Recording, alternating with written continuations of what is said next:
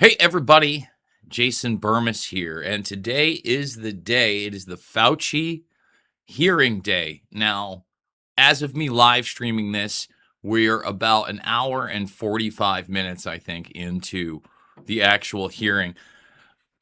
I was listening and watching from the outset, and there are just a few things that I've got to say beforehand. Number one, this is being streamed everywhere. This is on YouTube right now. And quite frankly, even the things that are being said by Rand Paul, Senator Ron Johnson, may get this channel taken down, despite the fact that the Associated Press can just play the whole thing. My last Epstein video got demonetized, and I reviewed it, still got demonetized, acted as though it was against community guidelines. There's nothing in that last video that should be against community guidelines. It's a very tame video. At the same time, Fauci has chosen not to answer a single question. Okay. Some of the other highlights here are that Fauci is surrounded by lawyers, aka professional liars. At one point, one of them tries to interject into the hearing. He's not allowed to. He actually has to be taken out by security. And the room cheers. Okay? That's going to be a highlight when we play that. I also want to highlight that there's essentially a mainstream media blackout on this information. Now, you actually, I can't believe it, but a couple of Democrats actually showed up to defend Anthony Fauci, who can't defend himself, who can't answer a question. He looks so shameful and so ridiculous every time he has to speak because he can't say anything, even though he's got a pre-pardon for the crimes that should send him and many others away to prison for the rest of their lives. Now, I also want to make this clear that I don't necessarily agree with every narrative that's being put out by Rand Paul, Johnson, etc. But we're going to hit them all.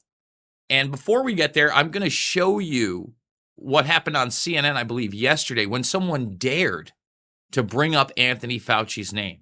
I mean, the entire lot of CNN, I think it was like a 4-person panel, all three other just started talking over this person. We're not talking about this. Everybody talks about criminal accountability. If we cannot have a mainstream media that even talks about these things, how are we ever going to get criminal accountability? They're just as culpable, if not more. They spread these narratives. They wanted to lock you down. They wanted to mask you up. They wanted to shame you. They wanted to tell you that you weren't allowed to spend time with your family. They wanted to tell you you weren't allowed to work or open your business. They're disgusting. All right. And Fox News is disgusting too. They're all disgusting. They're gross. And this is just yet another example of that lump in the stomach that we should all have whenever we watch these propagandists, these liars, these narrative managers, these tools of the system that are set into place to oppress the vast majority of us.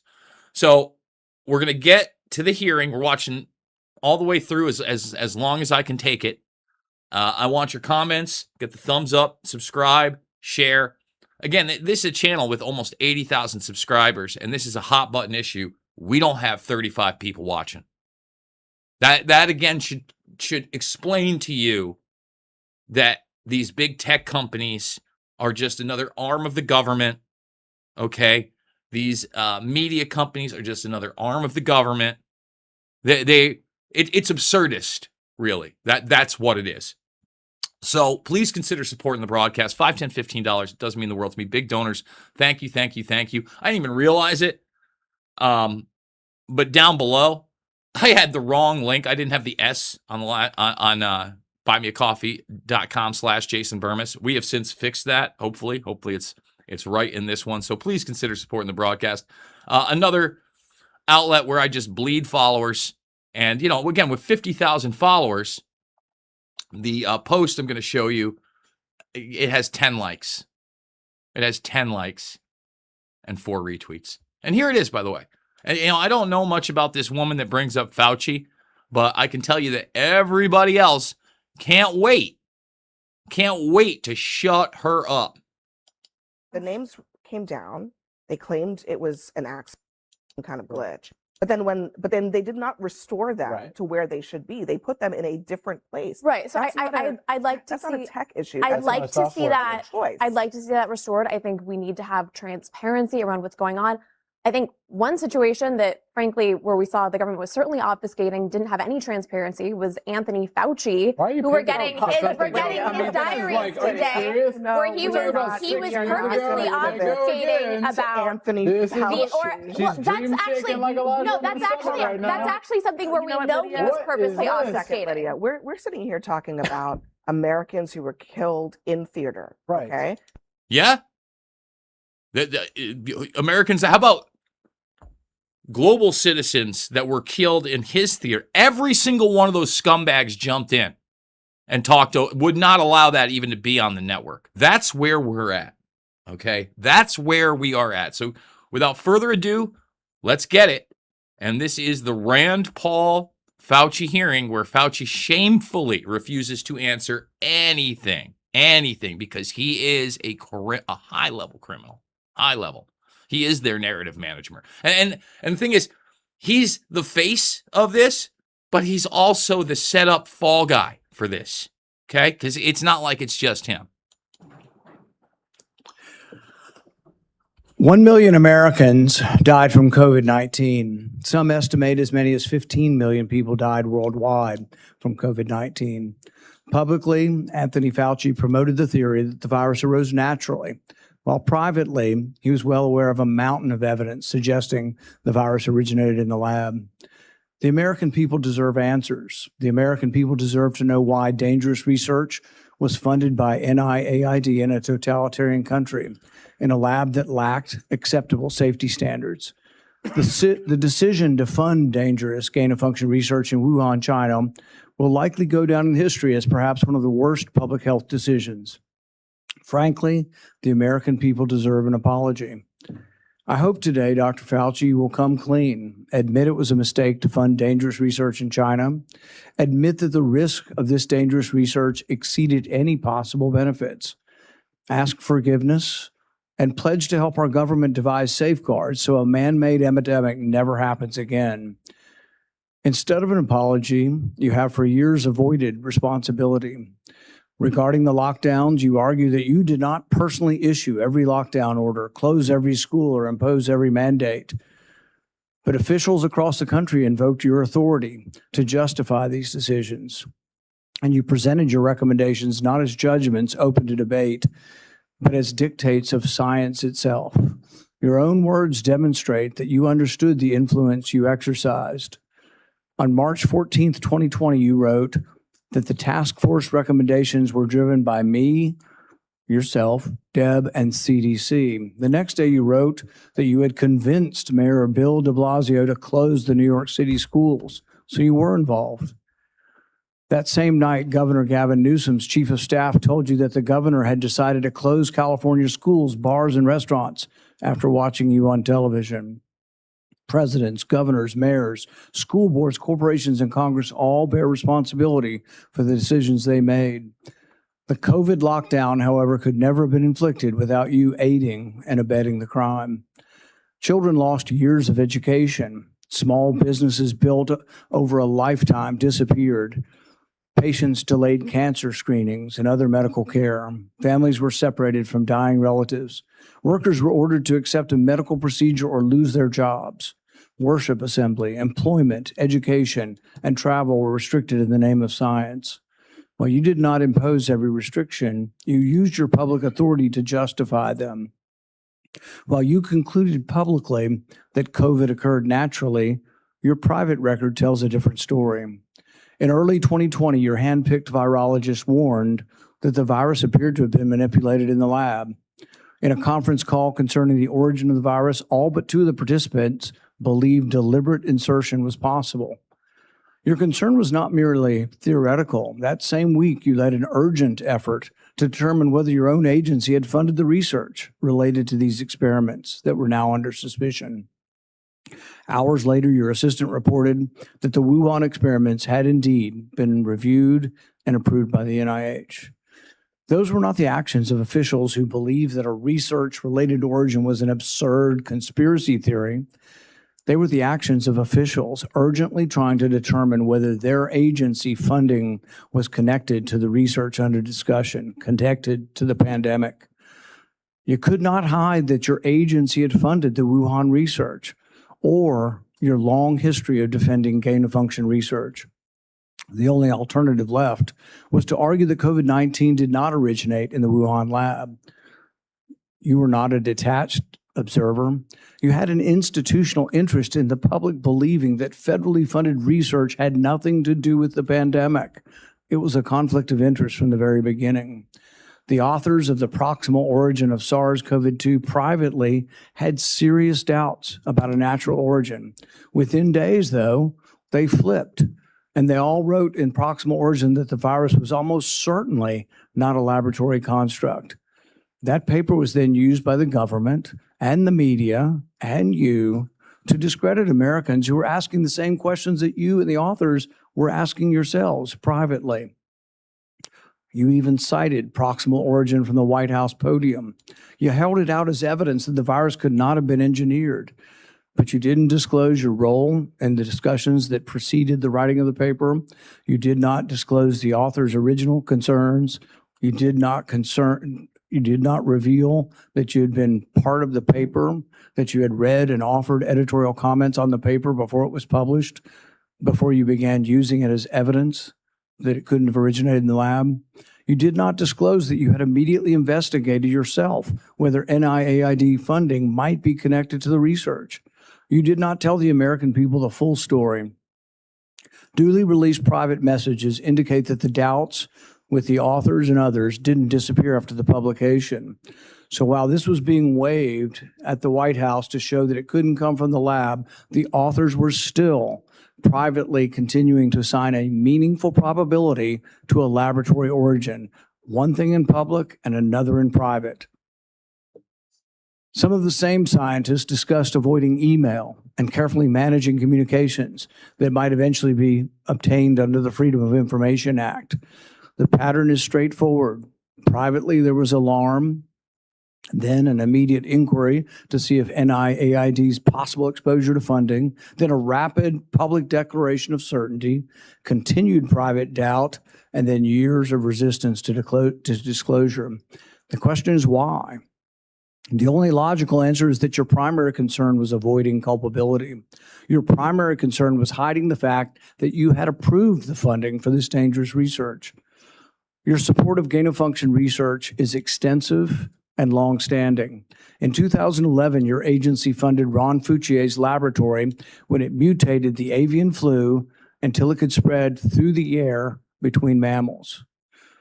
This was the tipping point. This is when others became worried. You funded this. You advocated for this. The federal government's own biosecurity board, though, recommended withholding the details of these experiments because of the danger the research posed. People were concerned that publishing it was publishing a roadmap to creating bioweapons around the world. But you sided with the gain-of-function scientist Fauci and argued that the benefits of publishing the research far outweighed the risks. You defended this avian flu transmissibility experiments as critical research. You wrote that even if a scientist became infected and triggered a pandemic, the benefits of the gain-of-function experiments outweighed the risk. In 2014, your agency, NIAID, began funding the Wuhan bat coronavirus work. In 2015, Ralph Barrick and the Chinese scientist Shi Zhengli published NIAID-supported research combining a bat coronavirus spike protein with a SARS backbone. The resulting virus could infect human airway cells. It's a novel virus that now can infect human cells. It gained transmissibility, it gained function. In 2018, the same group of scientists, EcoHealth, Barrick, Shi, and their collaborators submitted the diffuse proposal, which involved the insertion of a furin cleavage site into the coronavirus. DARPA rejected it as too dangerous. When COVID was sequenced, though, early on in January of 2020, within days, scientists discovered that, lo and behold, it had a novel furin cleavage site, just as had been proposed in the Diffuse project. This was either an extraordinary coincidence or a smoking gun, evidence that the Chinese had created COVID-19. It made the laboratory origin question more legitimate, and it made your categorical public denials indefensible. On May 11th, 2021, you told the Senate, the NIH has never, ever, and does not now fund gain-of-function research in Wuhan, in the Wuhan Institute of Virology. Just want to stop it there really quickly, because he's mentioned that furin cleavage site twice. And what he's not mentioning is the HIV aspect of it. That sequencing, which is 100% the real deal. And once again, forget about coincidence. Yeah, smoking gun, smoking gun, smoking gun. And yet we're here at these hearings that, unfortunately, especially the way that the system has been set up, are going to lead to nowhere. But again, we've got to win in the court of public opinion. We've got to put this on the record. So overall, this is a positive thing. But Rand Paul needs to go as far as humanly possible. And quite frankly, somebody like Andrew G. Huff of EcoHealth Alliance should be testifying at this thing too. Somebody who's been willing to speak up and speak out. And so much of the information that is being discussed here was originally put out there in the public arena by Huff himself. All right, let's continue. When I gave you the opportunity to correct the record, to reconsider the statement, you responded that you had never before lied to Congress. We were then told that only the government's narrowest regulation of definition counted here, that you could define gain of function in one way in which this wasn't gain of function, in which all of the common sense of the world would be thrown out, all of the idea that the mice were dying and the virus was more transmissible didn't matter because you had a technical definition that allowed you to fund it. But the real question is, was it dangerous? Was it a wise decision to fund this? And you haven't deviated from that. You've never admitted that it could have been a mistake funding this research in China. The American people weren't asking for a semantics debate over what is gain of function. They were asking, does common sense say this research was dangerous in Wuhan? They wanted to know whether their money-funded experiments in Wuhan that made bat coronaviruses better able to infect humans. The answer is yes. They wanted to know whether NIAID adequately supervised their work. The answer is no. When you defended this research, you described its benefits in the broadest terms. But when Congress demanded accountability, you hid behind the narrowest possible definition. You can't have it both ways.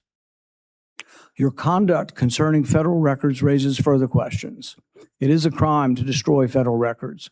Yet our investigation reveals your assistant diligently reported that she deleted tons of emails. In 2024, you testified that you did not delete federal records. Who's telling the truth, you or your assistant? The committee has obtained repeated instructions from you telling federal officials to delete communications. On February 2nd, 2020, one day after Origin's call, you told Francis Collins, please delete this email after you read it. The committee asked for your voluntary cooperation to come today. Your appearance had to be compelled by subpoena.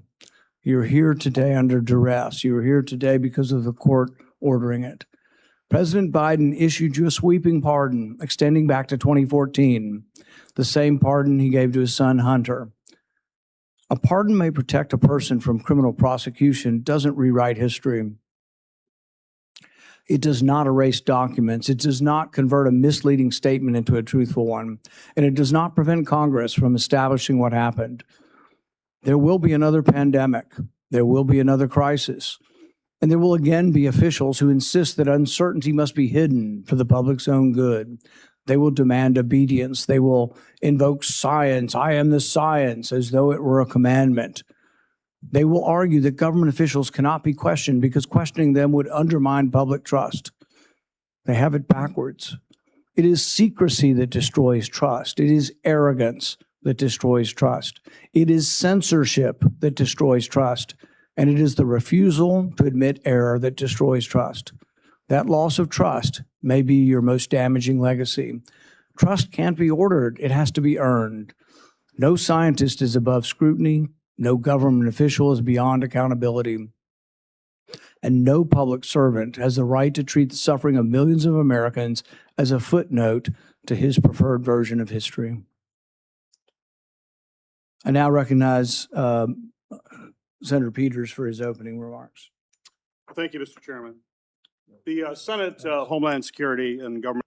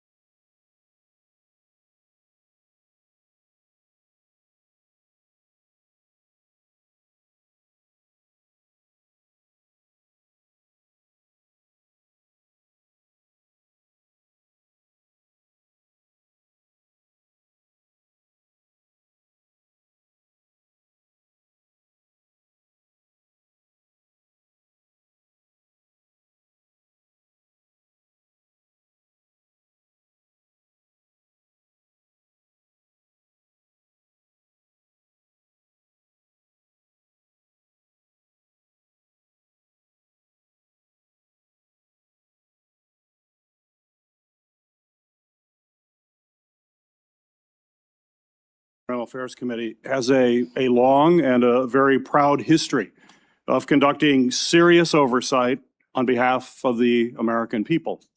When this committee has been at its best, Democrats and Republicans have worked together to investigate complicated issues, to follow the facts. I apologize. I had my volume off. We've unmuted. I was talking about this piece of work. This is one of those guys that shamelessly is going to defend the false narrative that he knows is false. Again, he knows what's in the emails. He knows what's in the diaries. He knows that they lied and lied and lied and lied again. And still this guy, who's one of 100 senators, is going to not only continue the facade, but act like he and others like him are the benevolent saviors, and that this is all just bull. Take a good look at Senator Peters. This is why this country is in so much trouble. And it's not just the Democrats, the Republicans are awful too. But take a real good, hard look at this guy who is going to defend Anthony Fauci tooth and nail. Wherever they may lead, and produce recommendations that actually strengthen our nation's security and improve government functions. That bipartisan tradition has produced meaningful work following Hurricane Katrina, the January 6th attack on the U.S. Capitol, failures at the Secret Service, and countless other matters. Unfortunately, today's hearing is the latest step in the chairman's sharp departure from that long tradition. This hearing appears to be a culmination of months of biased and selected efforts by the majority under the guise of a committee investigation to basically legitimize a predetermined conclusion that was reached years ago. Once again, notice he doesn't address any of the evidence. He's not going to address any of the evidence. He's just going to spew bullshit. That's all he's doing right now is spewing bullshit. And knowing it. And knowing that this hearing is not going to culminate in any type of criminal charges. And certainly this guy, Peters, is not going to be held accountable for this. Unless he's held accountable in the court of public opinion. People should be all over this guy with cameras, making him explain himself. Showing him the emails. Showing him can you read at a 5th grade level? He can, I promise. Okay? In 2021, the chairman has called for today's witness to be fired, to be arrested, accused him of leading cover-ups and conspiracies. He has even featured the witness prominently in fundraising emails and on the cover of his book. He has also called for the cancellation of the witness's security detail, despite the fact the witness and his family have received numerous credible death threats. Anthony Fauci should have no security detail whatsoever. All right. He's got more than enough money to hire private security, and people would not be enraged with this guy if he was not the mouthpiece for the COVID-19 84 narrative that literally destroyed tens of millions, if not hundreds of millions of lives globally. Forget about how many lives they took. And we can't get it because of guys like this. I want to puke in my mouth. It's gross. Chris, thank you so much for that super chat. I really do appreciate you, brother. When I served as chairman, Senator Paul and I launched a bipartisan biosecurity investigation that included oversight of risky research and the origins of COVID-19, because we agreed that the committee's work would be stronger if we did it in a bipartisan manner and just followed the facts. That was and continues to be an area of legitimate and certainly needed oversight.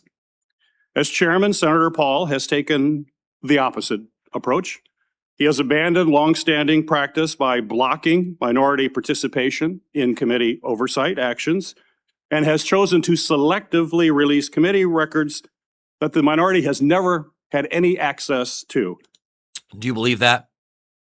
Do you believe that Rand Paul wouldn't give them access to the documentation of this corruption? Why? Well, I mean, this guy is just full of crap. In order to support his pre-drawn conclusions. The chairman has repeatedly excluded committee's minority and withheld documents and evidence from members that are entitled to receive them, disregarding longstanding Senate rules and committee precedent that have preserved the credibility of our oversight in this committee for decades. I have raised these concerns directly with the chairman because it's not just what we investigate that matters, but how we conduct that investigation. That also matters. Yeah, it matters to this guy because if you're not covering it up for the establishment, he's disgusted that he even has to be here and address real information. But he's not addressing it. He's just, again, spewing talking points. That's all he's doing. And he is enveloping himself as the savior, as the good guy, acting like, again, he can't read on a 5th grade level, like this information hasn't been public from the get-go. You think you're going to hear DARPA out of this guy's mouth? You think you're going to hear Department of Energy out of this guy's mouth? You think you're going to hear EcoHealth Alliance out of this guy's mouth? And yet all of that stuff has been in the public arena forever. Long before COVID-19 84, those documents were out there. Long before we literally had documentation of Fauci lying, of Francis Collins lying, before we had testimony from Peter Daszak and others. And this guy's still here trying to sell you on the bull snap narrative. One-sided investigations designed to validate predetermined conclusions do not serve the American people who sent us to actually uncover the truth and to solve problems. I wrote to the chairman requesting that he adhere to committee rules. But instead of addressing concerns that I raised, he removed part of the committee's website from the public view. This move not only prevented the public from being able to view those list of concerns, it adds serious questions about the desire for transparency and legitimate oversight of this matter. But what makes today's hearing particularly disappointing is not simply the chairman's actions, but what we could be using this committee's true and time oversight responsibilities to accomplish. And what would that be? Exonerating global war criminals? Because that's what you're trying to do. Like, again, show me all the big results from Senate or congressional hearings where we get criminal charges criminal prosecutions on an executive level, on an administration level, on a billionaire level, on a globalist organization level. Not happening. Hey, and this guy is the cutout. This guy is the problem. And by the way, there's 10,000 dudes and dudesses that can't wait to take his spot, to social climb to his spot, to be a low-life politician protecting bureaucracies and bureaucrats that want to rule over your ass. This committee has not held its annual threats hearing at all in this Congress. We have not held a budget hearing for the Department of Homeland Security. There are important hearings that we would have the opportunity to discuss as to how to strengthen our Homeland Security across the board. No hearings on those topics. Instead of focusing on the national security challenges that we are facing in our country right now, today's hearing looks backwards, revisiting questions this committee has already examined, including through bipartisan work that Senator Paul and I conducted together when I served as chairman of this committee. He's named no facts. He's named no facts. He's scolding people for trying to get accountability on a high-level war criminal. I'm disgusted. I'm disgusted. But rather than building on that work to strengthen our preparedness against future disasters, we are instead relitigating the past. COVID-19 exposed serious deficiencies in our nation's public health infrastructure. We know that. More than 1 million Americans lost their lives, and this committee should absolutely continue examining how we can better prepare our nation against future biological threats. Those are the kinds of forward-looking, life-saving questions that will help our nation be better prepared to protect the health and the safety of Americans when the next emergency occurs. Unfortunately, not if, but when. These people love emergencies. They love bioweapon attacks. They love taking away what little rights and liberties that you have left. Well, what? Anthony Fauci drapes himself in the Fifth Amendment of the Constitution after every question. We haven't even gotten there yet. Gross. Gross. Gross. Feel dirty. At this precise moment, we should be strengthening our capabilities. The Trump administration seems to be doing everything in their power to actually weaken our capabilities. The administration has hollowed out the public health workforce. They have fired, pushed out, and cut funding for public health personnel. See, now it's about Trump. And we're not here to defend the Trump administration. We're certainly not here. I mean, again, they're going forward with mRNA. They love glyphosate. Okay? And yet that's not enough for this guy. Shrinking the CDC workforce by a quarter. Thousands of experienced scientists have left government service. Good. Good. Especially after we saw what the science really was. The science. There's no such thing as the science. This is a guy that probably used the term the science literally thousands of times during that time period. And he can't wait. He can't wait to try to continue that lie that most people aren't buying.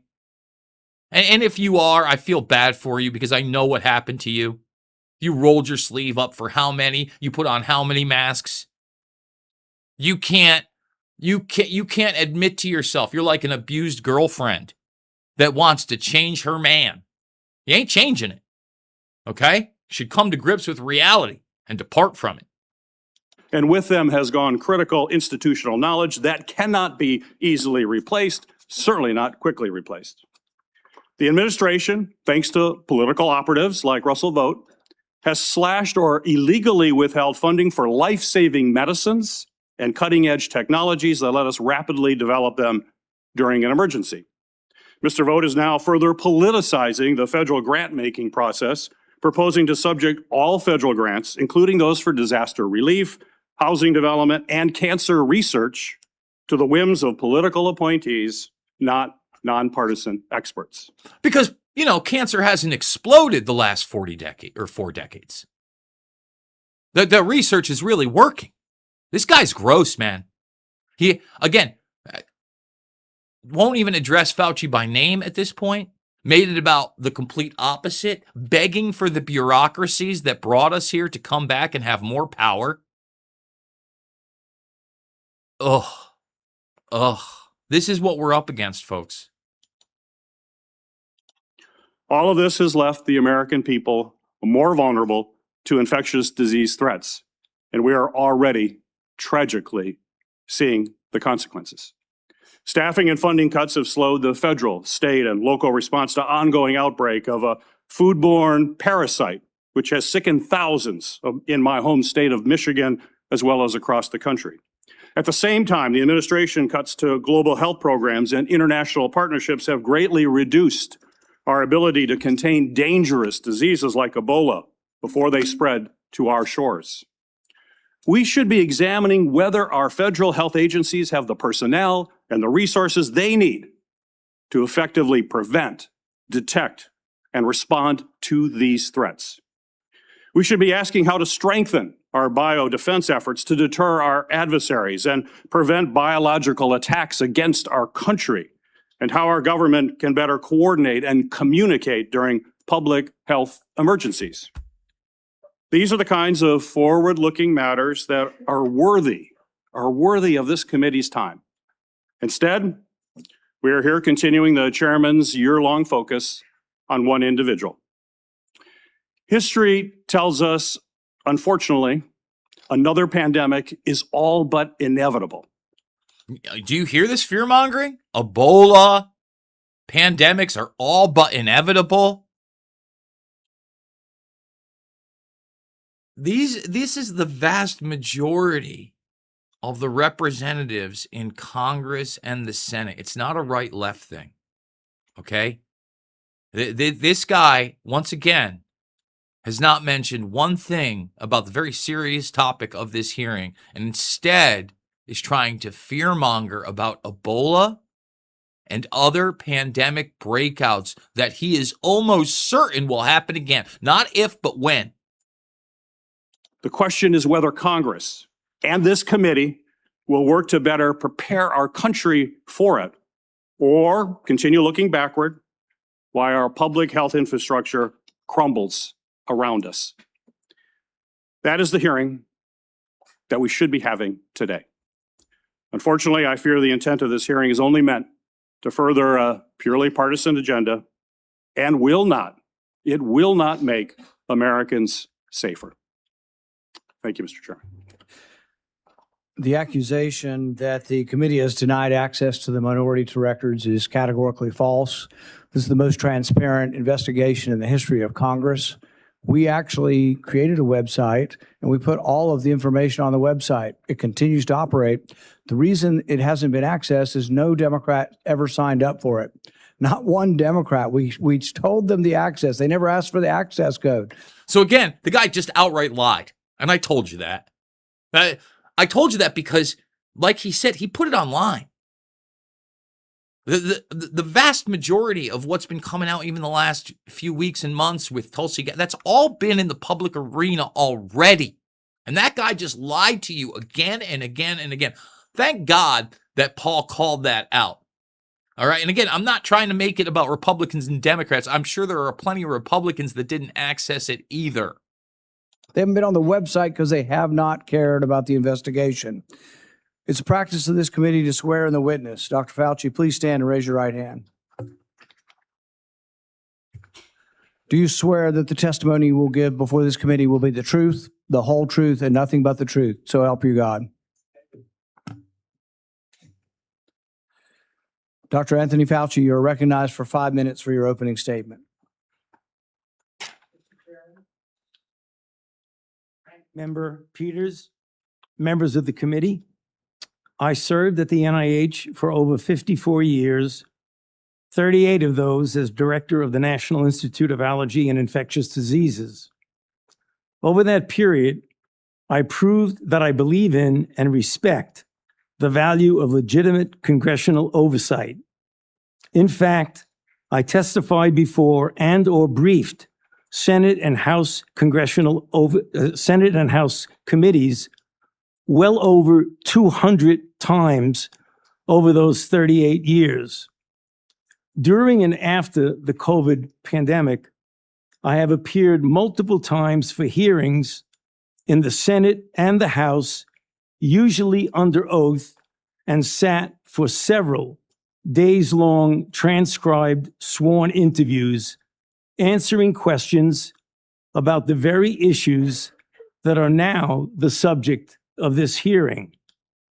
However, given Senator Paul's obvious obsession with calling for my prosecution.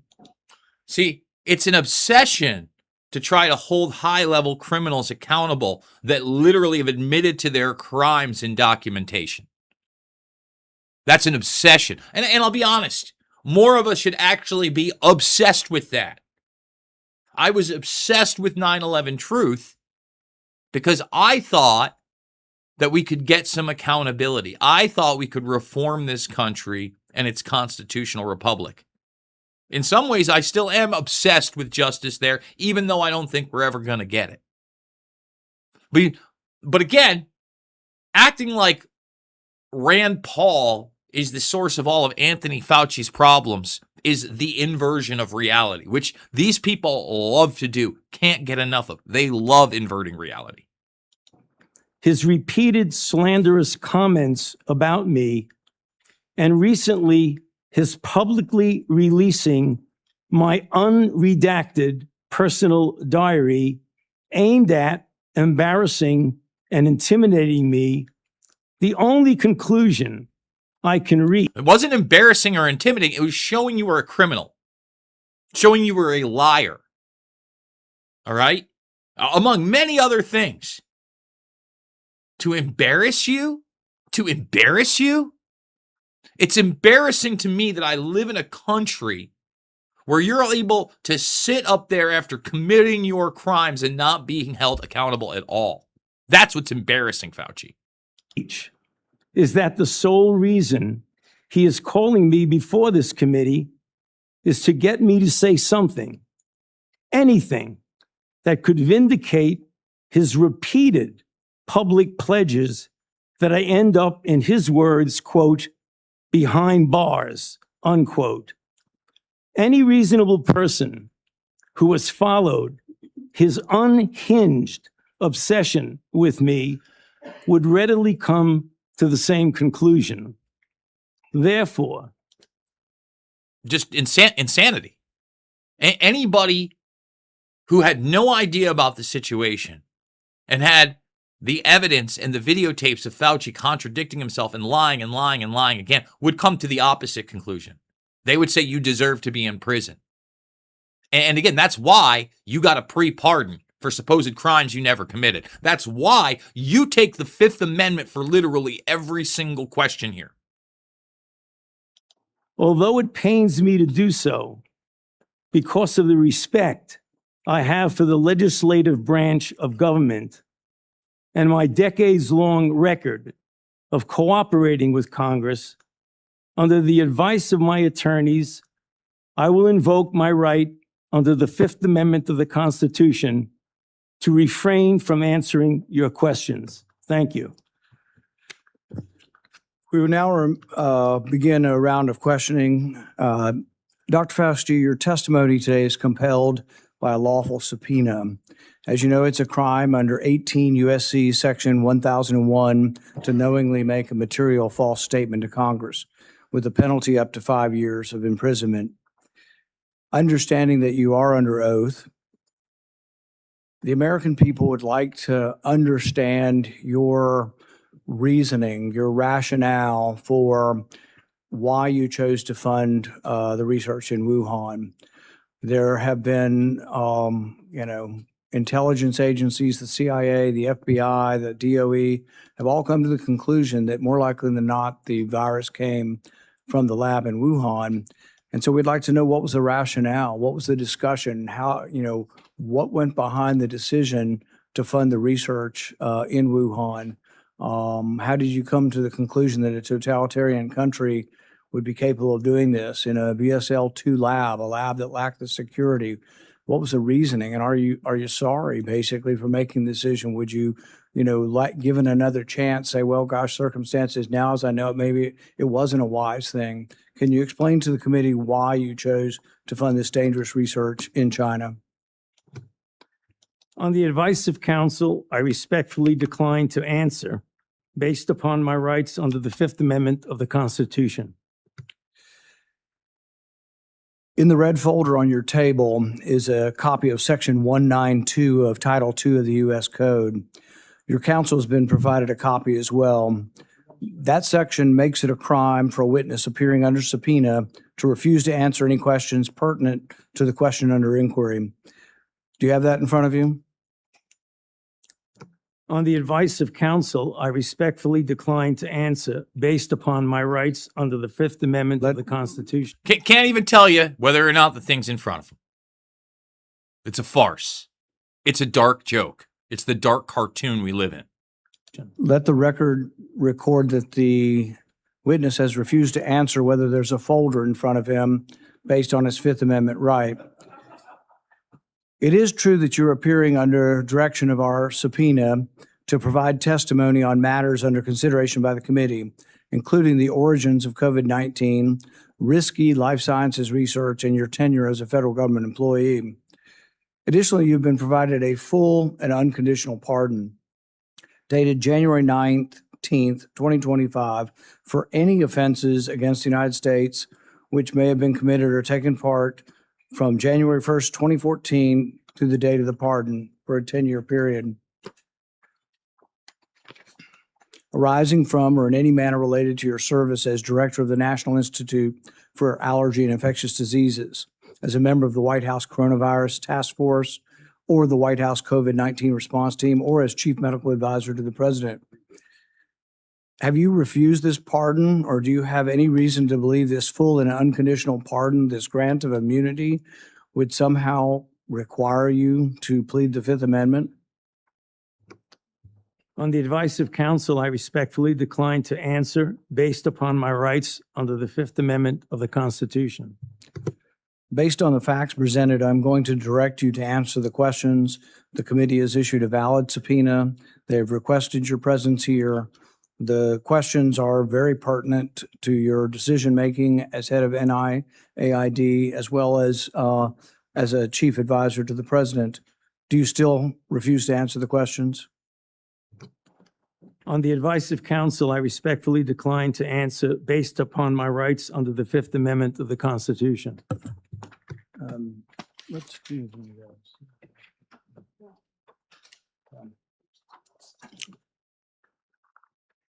Dr. Fauci, were you ever made aware of gain-of-function research on monkeypox being conducted at the National Biodefense Analysis and Countermeasure Center, NBAC, at Fort Detrick? On the advice of counsel, I respectfully decline to answer based upon my rights under the Fifth Amendment of the Constitution. Dr. Fauci, did the CIA ever transfer funds to NIH under an interagency agreement? On the advice of counsel, I respectfully decline to answer based upon my rights under the Fifth Amendment of the Constitution.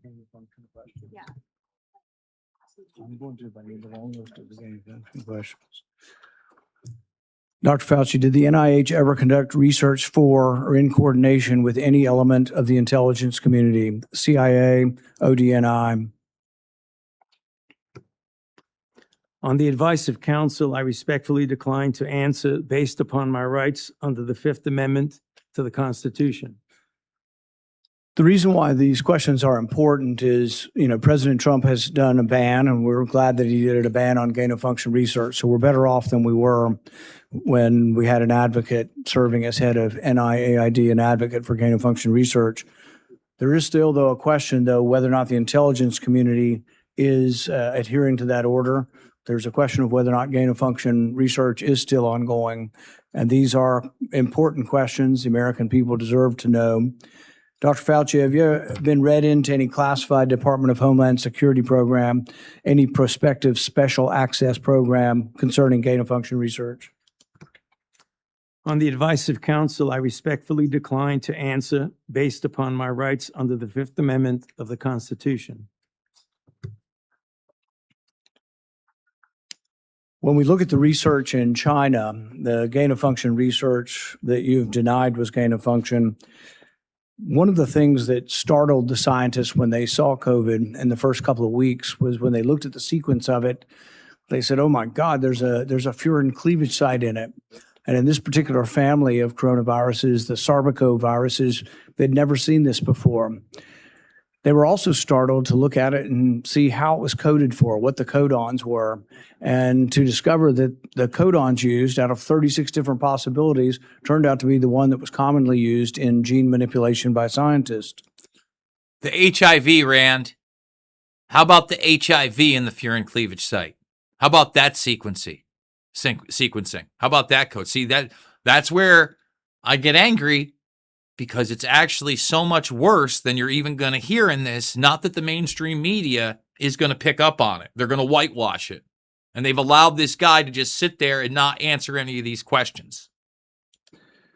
Dr. Fauci, were the scientists at the Wuhan Institute of Virology capable of inserting a furin cleavage site into a coronavirus? On the advice of counsel, I respectfully decline to answer based upon my rights under the Fifth Amendment of the Constitution. So one of the experiments that was pretty common was they would take the backbone of a SARS virus, and this would be a SARS virus that the backbone itself wasn't that dangerous, but then they would dig through guano, 300 feet underground, bat guano. They'd find other viruses, unknown viruses. They'd take the S protein off of an unknown virus and stick it on a backbone. And then they would infect mice that have humanized cells. And they were trying to discover if they could create a virus that infects humans. Now, many people would say, well, gosh, that doesn't sound like a really good idea to create viruses that don't exist in nature to see if they'll infect human cells. What if one escaped? What if you keep infecting this and do serial passage, you actually adapt the virus to be infectious to humans? So the question is whether or not Dr. Fauci, the Wuhan Institute of Virology, was combining an S protein with one virus with the backbone of others, and could this lead to a virus? Maybe it wasn't even predicted, but could it lead to viruses that gained in function and then could lead to a pandemic? On the advice of counsel, I respectfully decline to answer based upon my rights under the Fifth Amendment of the Constitution. One of the arguments that you and others have made against this virus coming from the lab is it couldn't have come from the viruses that have been published.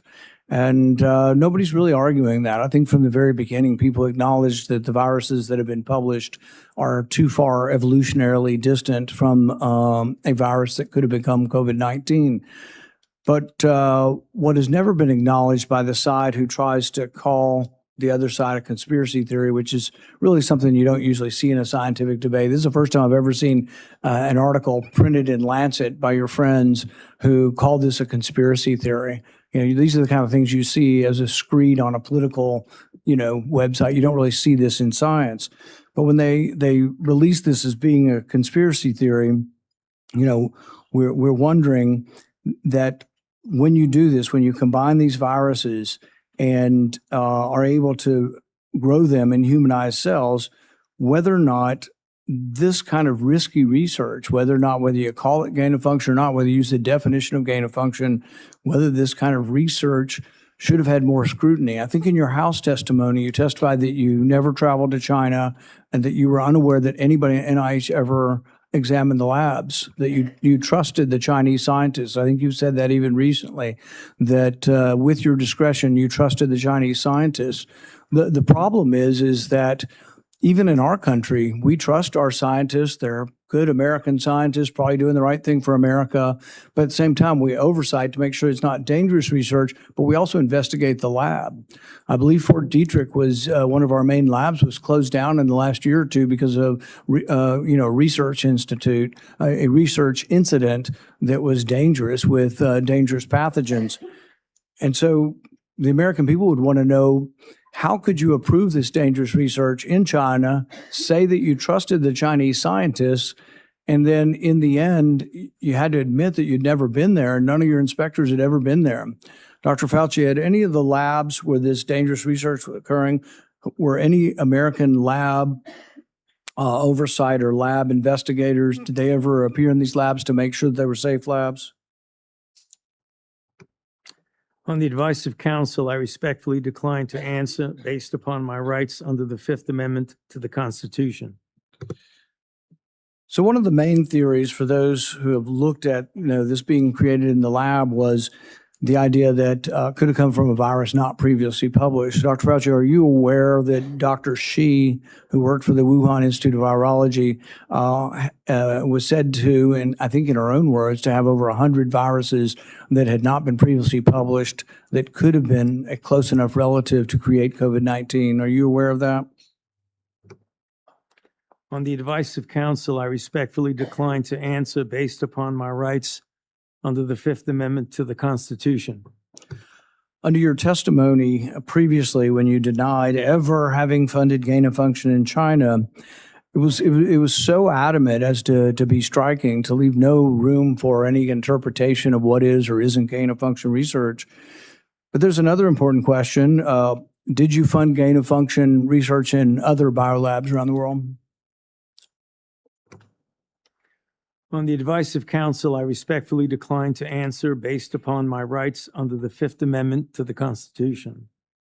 The one research project that we do know you did fund is the one that Ron Fauci did. And it's important to talk about because this sort of was the beginning of the debate over gain of function. And this wasn't just me. I wasn't even aware of the debate 10 years ago. This was other scientists. Over 200 scientists at the Cambridge Working Group signed a protest because they didn't think you should fund the research, and they didn't think it should even be published because it was sort of a roadmap as to how to make a bioweapon. So what they did was the avian flu, and this is important. It may be the most important question we get to here today. The avian flu has about 50% mortality for humans. The good news, though, about animal viruses is they don't infect humans very well. It will infect humans, but doesn't go human to human very well. Ron Fauci, with the money that you provided to him, did an experiment where he caused purposeful mutations to create a new virus, an avian flu that didn't just infect birds well, but actually infected mammals well, went ferret to ferret in an aerosolized manner. People saw this and were aghast, at the decision-making process that you decided to fund this. But this is when, the debate came about, and you wrote in support of this in the Washington Post, and you said, even if a scientist is bitten, even if a pandemic should occur, the knowledge is worth the risks. Do you still stand by that? Would you like to qualify at all whether or not the knowledge of gain of function is worth the risks, particularly in this case, since we now know 15 million people died worldwide? Many people believe this came from the lab. Do you think that the risks really are worth the benefits for gain of function research? On the advice of counsel, I respectfully decline to answer based upon my rights under the Fifth Amendment to the Constitution. I mean, look at that guy. Look at that. And look, Paul, as well as he's doing, still hasn't gone far enough. And I'm glad they're holding up the things. I wish that they were actually just playing videos of him lying. That's what they should be doing. Here's what you said. Here's you lying again, and lying again, and lying again, and lying again. But it doesn't matter. I mean, you can get known liars up there. You can show them lying in these hearings. You can have the documentation they're lying. I mean, again, you had a senator right there just totally lying about this whole situation, trying to make it out to be some kind of witch hunt, acting like he and others didn't have access to the information. Total bullshit. Total bullshit. That guy should get criminally charged too for protecting this guy who deserves to be in prison with many, many others. All right. We're going to finish with this question. And it's based really on that statement, that general statement in your support for gain of function, the idea that the benefits outweigh the risks. So there are many other people who disagree, and they aren't politicians or not. I don't know what party they're in. David Relman is probably one of the most esteemed, and he is a scientist at Stanford. He, I think, has classified clearance. He's been a consultant to our government probably for a decade or more. And he's written about this publicly. He says the opposite.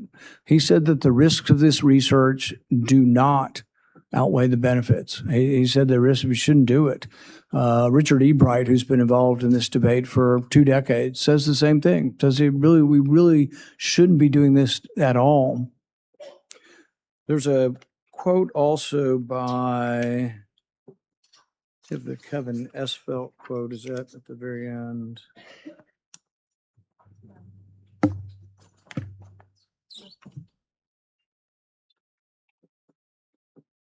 Kevin Esfelt, who's a CRISPR scientist at MIT, also wrote about this gain of function. I implore every scientist, funder, and nation working in the field, please stop. No more trying to discover or make pandemic-capable viruses. No more experiments likely to disseminate blueprints for plagues. Dr. Fauci, would you like to at least answer this one question for us today and let us know whether or not you've changed your mind on whether or not the benefits of gain-of-function research outweigh the risks? On the advice of counsel, I respectfully decline to answer based upon my rights under the Fifth Amendment to the Constitution. The chairman has denied your assertion of privilege and directed you to answer, but you nonetheless refuse and stand on privilege despite the existence of the pardon. The committee will have to consider after this hearing what appropriate action should be taken against you for the failure to testify after being directed to do so. It's against the law to obstruct an investigation of Congress. There will be repercussions to your refusal to testify today. Senator Peters.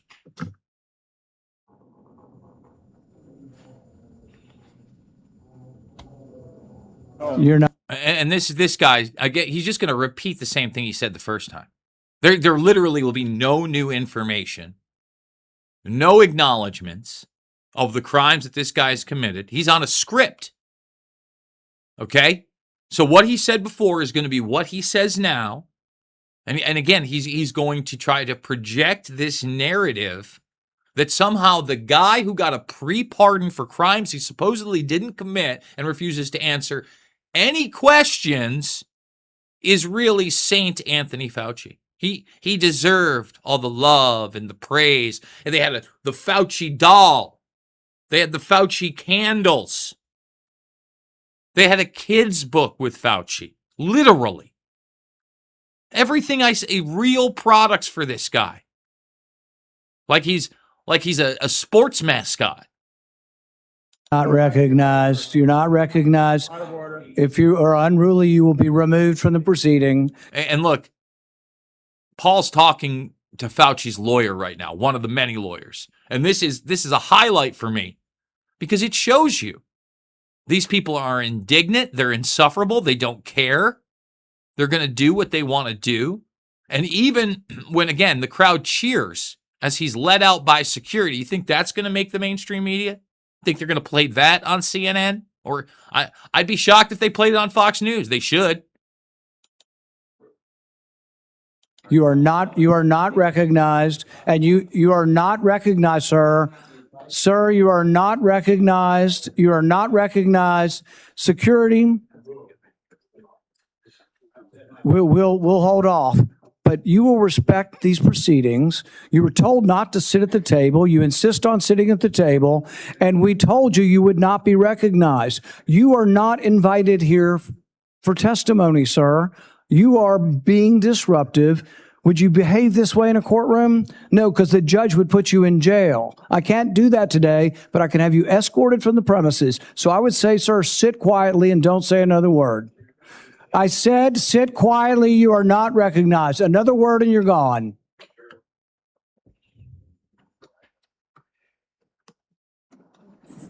So, Mr. Chairman, I'd like to hear what the attorney has to say. He is not recognized by the committee or the... Of course he would. I mean, and that should let you know what a scumbag this guy is. Oh, I want to hear from the attorney. I want to hear from the representatives of St. Fauci. It tells you all you need to know about Senator Peters, Mr. Ranking Member here. But I mean, again, if you heard him speak before, you'll hear him speak the same thing. This guy's a high-level criminal as well. the chair. If he speaks again, he will be removed from the room. This testimony is from Anthony Fauci. This is not a game with his lawyers. He can advise, his lawyers can give him advice. He's got a half dozen here.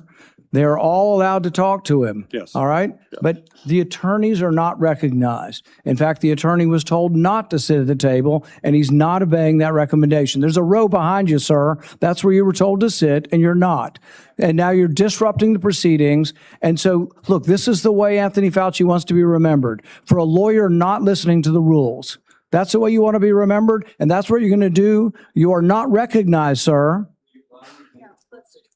Security, please remove him from the room.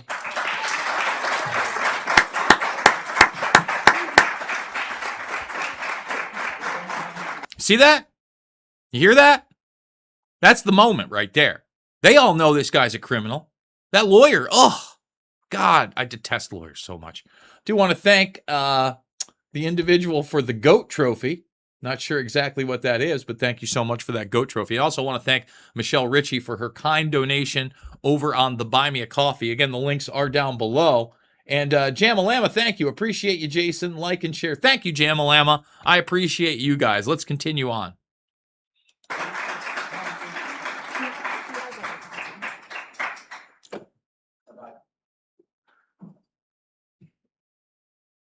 I just go into your...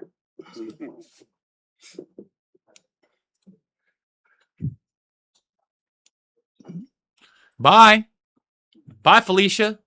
We'll see you later. Why don't you get your ass out of here, mother trucker? Bye. Let the record state that Dr. Fauci will still have the advice of the other half a dozen attorneys that he brought along today. Senator Peters. Thank you, Mr. Chairman. The COVID-19 pandemic is not the first or the last public health crisis to impact our nation. See? Yeah, you hear him? Actually, no, it is the last one. But he keeps wanting to fearmonger with you and tell you there's another one coming, while not even acknowledging where the first one actually came from. That it is U.S. bioweapons research. It is Chapel Hill. It is EcoHealth. It's not just the Wuhan lab. In fact, you haven't even heard the Wuhan lab mentioned once yet. In December 2022, I released a report that identified significant failures in our federal government's preparedness and initial response to COVID-19. This report contained 17 key findings. It's a very large report, which I have right here. It contains 17 key findings and corresponding recommendations, including the need to invest in sustainable domestic manufacturing capabilities for critical medical supplies, build the infrastructure needed to surge testing capacity for infectious diseases, and robustly fund public health emergency preparedness and responses across all levels of government. Unfortunately, multiple administrations, including the current Trump administration, have failed to fund or to reform our health preparedness. So once again, it's about the Trump administration. This guy loves lockdowns, loves maskings, loves putting his boot on your neck, loves telling you what to do. And he's taken his time at this hearing to let you know. Gross. This is something that I would hope the committee in the future would investigate. It needs to be taken a look at. It also feels like a new public health threat is hitting us every month. There's a foodborne parasite affecting thousands of people in Michigan and across the country, and our federal agencies still haven't fully pinned down the source of that outbreak. Measles cases in this country are... They're going to bring up measles. He's going to bring up measles. Hey, remember when I was a kid? Just turned 47. Measles, chicken pox, not a big deal. You were expected to get them.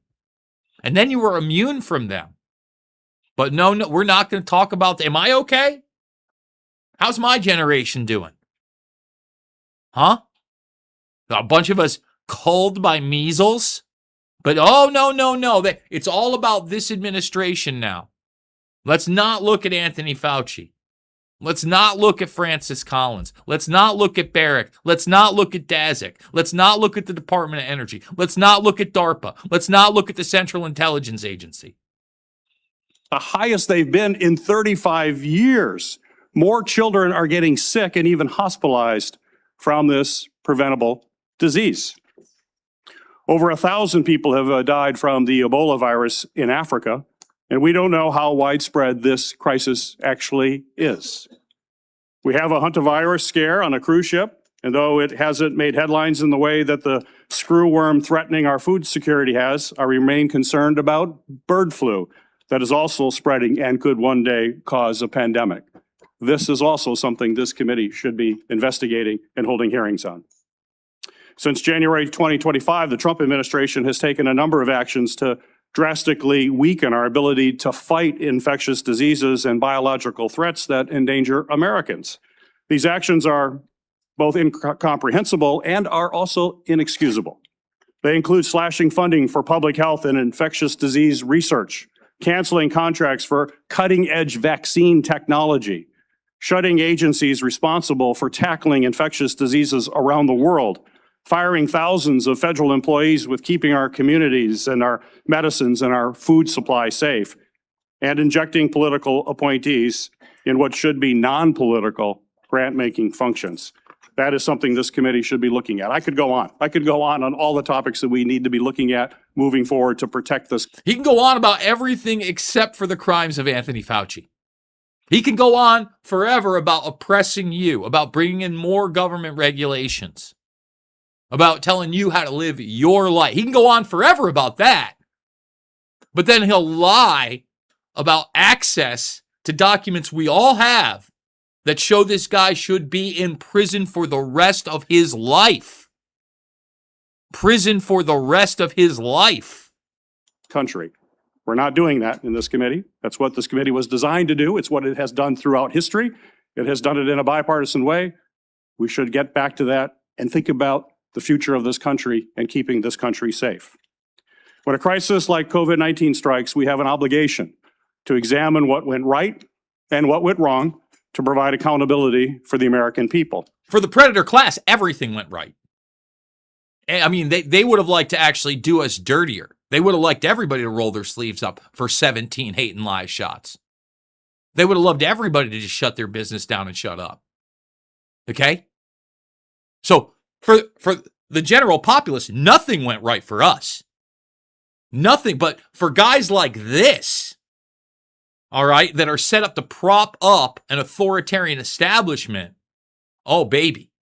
Gravy train with biscuit wheels could probably not have gone much better because they didn't really have to use force. They didn't have to militarize everything. They got a bunch of people to be angry at their family members and their neighbors and be totally and completely paralyzed by fear. Fear that this guy is helping to perpetuate to this day as he exonerates one of the high-level criminals. My God. Congress certainly has done that. Between the House and Senate, nearly 20 different committees, including this committee, as I mentioned, have conducted oversight of the COVID-19 pandemic, conducting transcribed interviews, holding dozens of hearings, and released more than 10 reports. Today's exercise, unfortunately, is a stark departure from those largely bipartisan, legitimate efforts. The chairman has shut the minority out of participating equally in these efforts, withheld information, selectively released documents, actions that completely undermine the credibility of this investigation. None of that's real. Record without objection, Mr. None of that's real. None of it. Zero, zip, zilch. But he just says it. You know, Paul can go back and say it's categorically false, but hey, he just gets to spew his Johnny nonsense. Chairman, a letter that I sent to you that detailed all of those areas that we have concern with and where we were shut out. Without objection. We'll provide other details as well.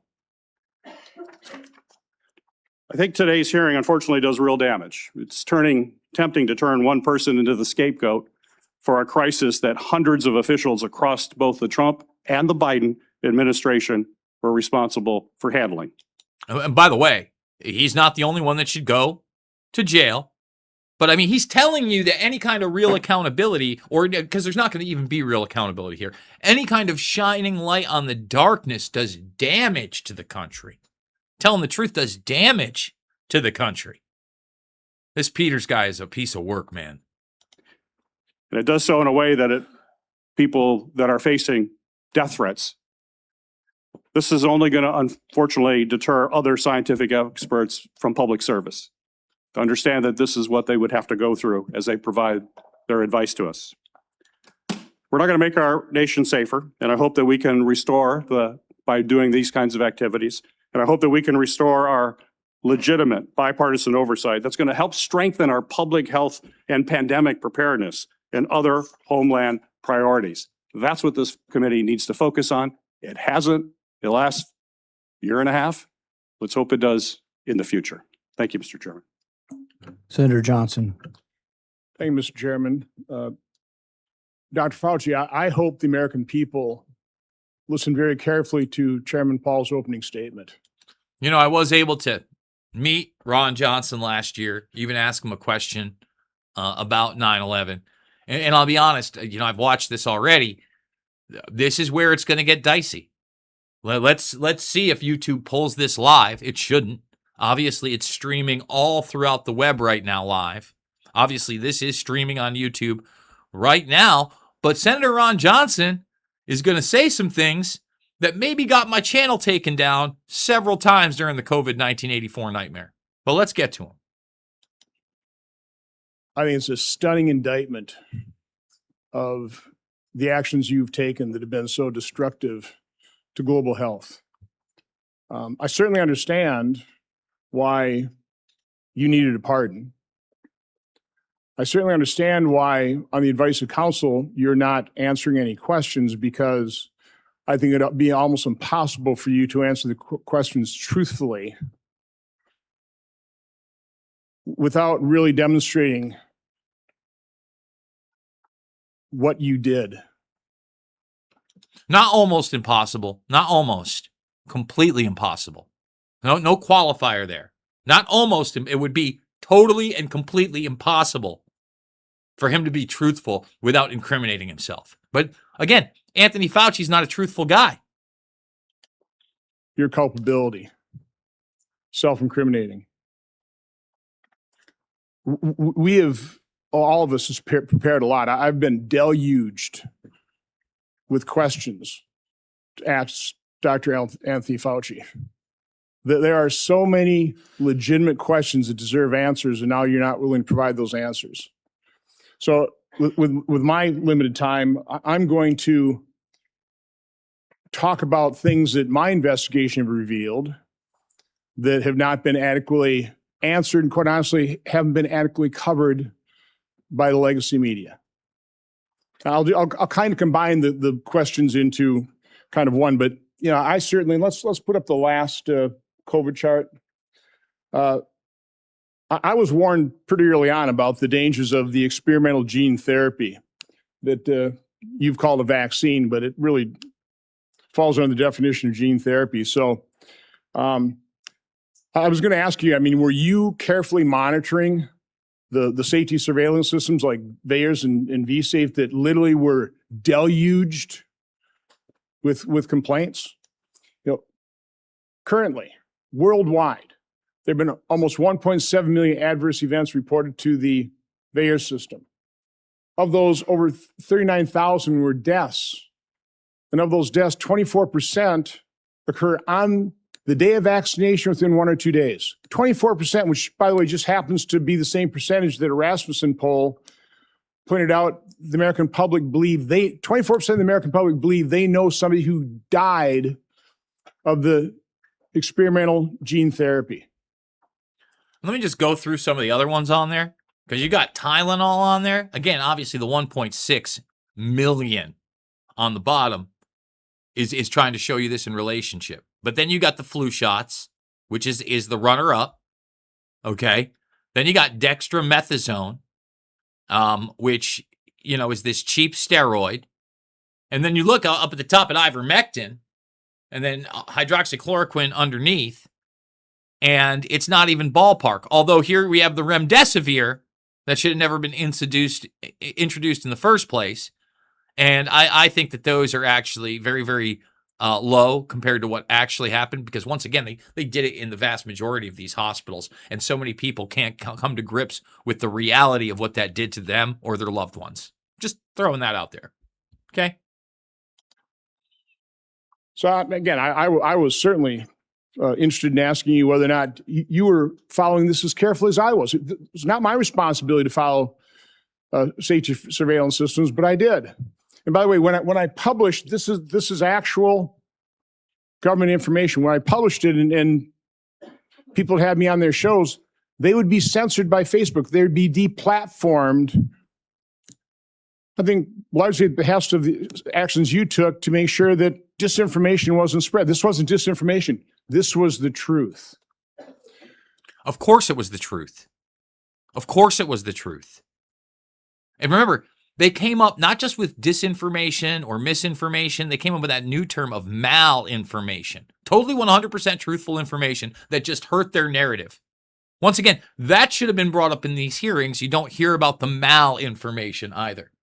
DJ Olympus Mons, thank you so much for that super chat. Your hair's looking good, Jason. Keep up the good work, my bro. May Christ be with you. Appreciate that. Appreciate the support. Let's continue. So I was going to ask you whether you knew Dr. Marks. I think you do know him. He's the head of CBER. He's the man who is in charge of approving vaccines and surveilling for the safety. My investigation shows that on March 1st of 2021, less than 3 months after the emergency use authorizations, he was warned by Dr. Anna Scharsman, data mining expert, that the algorithm they were using to analyze VAERS data was going to hide in mass safety signals. 26 days later, and 3 months consecutively after that, they did data runs with a new algorithm that unmasked those safety signals. They showed dozens of safety signals, including sudden cardiac death, cerebral artery occlusion, basal ganglia stroke, agonal rhythm, Bell's palsy, and pulmonary infarction. Your diaries now show that you actually suffered pulmonary infarction in, I think, probably June 2021. I was just wondering whether it ever went through your mind that maybe that injection, all those boosters you took, might have caused that. And the question I was going to, and I'll ask this question, were you ever made aware of the fact that Peter Marks was warned that the algorithm was going to hide the safety signals?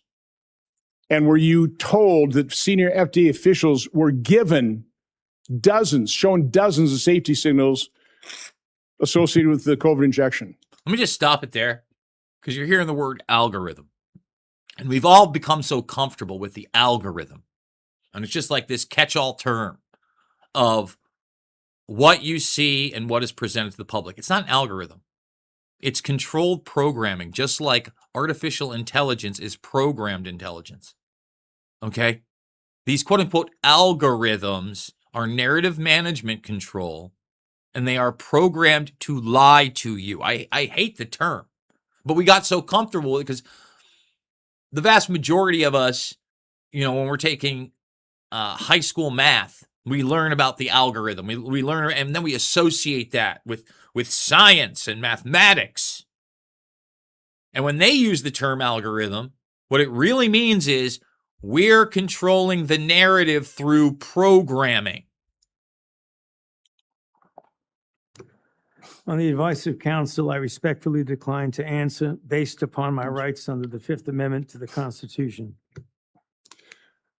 Next area I want to go through is in that same month of March 2021, an employee at NIH, Dr. Nath, led a team of researchers who were diagnosing and treating individuals who'd never had COVID but were severely injured by the genetic therapy injections. Dr. Nath told those individuals, stay quiet. We want to make sure that we gather all the information and then release it to doctors so they can treat people like yourself. There was a concerted effort, and I'll enter this into the record. it appears inside NIH to quash Dr. Nass publishing that study. It finally was put on a preprint server with telling no one, and I think about May of 2022. I think what's noteworthy about this is Dr. Nass told the injured participants that early treatment, early intervention was crucial for them to be treated. And yet within the NIH, they were questioning what was Dr. Nass doing. They didn't want to publish that because, and I want to take time searching for it, because publishing it would create vaccine hesitancy, which is what we continue to hear time and time again, is the reason they didn't promote they lied about the safety signals they were seeing. Throughout the pandemic, I always push early treatment. We've got things in here where, you were really concerned about remdesivir because it was untested, but hydroxychloroquine, yeah, it was an approved drug, maybe some safety issues, but we had a great deal of experience with it. All of a sudden, you had the Surgisphere study that was retracted within 2 weeks because it was completely false, totally blew up the use of hydroxychloroquine. And then when it comes... Remember that? Yeah, like Rand Paul talked about. Remember that study in the Lancet that just attacked hydroxychloroquine? Remember when they started talking about injecting bleach? Remember all that stuff? Remember they wanted to downplay a cheap, very, very, very, very affordable drug that basically had lost its patent and wouldn't be profitable, wouldn't be a mechanism for command and control, and it wasn't the only one. They didn't want people on vitamin C IVs. They didn't want people on antibiotics. Okay? Comes to ivermectin, which, by the way, because I was contacted by so many people, I referred them to doctors who actually had the courage and compassion to treat vaccine-injured individuals. It works. But I was going to ask you whether you were involved in the FDA attack on ivermectin. You had a interview on CNN on August 29th of 2021, where, again, I just don't want to take time to find the exact quote, but you said there's no evidence that ivermectin is helpful. On that exact same day, and I've got the studies right here. There was a website that was tracking the random controlled studies. Here they are, showing 60, 70% efficacy of ivermectin. The same day you say there's no evidence, there was all kinds of evidence. Loved ones had to go to hospitals, had to sue hospitals. Just, would you try it?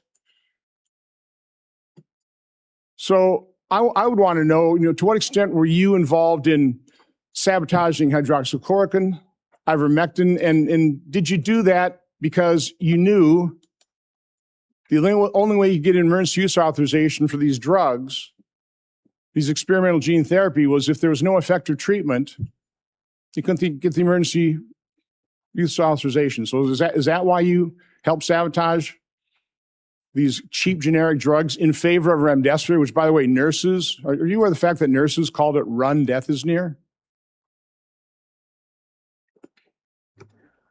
On the advice of counsel, I respectfully decline to answer based upon my rights under the Fifth Amendment to the Constitution. But let me end on this note, because this just came to light. We've got 11 million pages of documents. We also have other people who were in the room. But now we know you actually lied to your own diary. On March 27, 2020, you wrote in your diary, "To my surprise yesterday, the POTUS sent a letter to governors outlining a plan to reopen county by county while monitoring the spread of virus in low-risk counties. This was half-baked and never shown to Deb or I before it was sent out." So we have evidence that, in fact, you were fully aware of it and certainly approved, if not authored it. So I was just simply asking you, is that true? Did you literally lie to your own diary. Did you know of that letter sent out to governors about reopening county by county? Again, Mr. Chairman, I'd ask you to ask the witness to just answer that one simple question. On the advice of counsel, I respectfully decline to answer based upon my rights under the Fifth Amendment to the Constitution.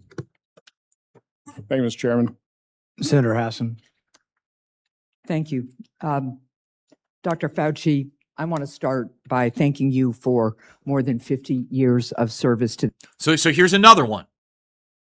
I mean, she's got her little Ukraine pin on. Can't get enough of forever wars. Can't get enough of lockdowns. Can't get enough of loving Fauci. This is who's up there. All right. And again, she's not going to mention any of the facts. She's going to sit there and act like that guy is really Saint Anthony Fauci. Insane. This country at the National Institutes of Health. And it is unfortunate that you have been put in the position that you are in today. And it must be enormously frustrating to know that this hearing is designed to entrap you. It must be very frustrating for your attorneys to hear the chair's mischaracterization of the legal issues and posture that impact your decisions at the witness table today. So again, they're trying to entrap him by pointing to the fact that he lied under oath, that we have his emails, we have his diaries, we have the documentation, but they're trying to entrap him. Totally made up. Totally not real. I see that Ukraine American flag. I'm grossed out.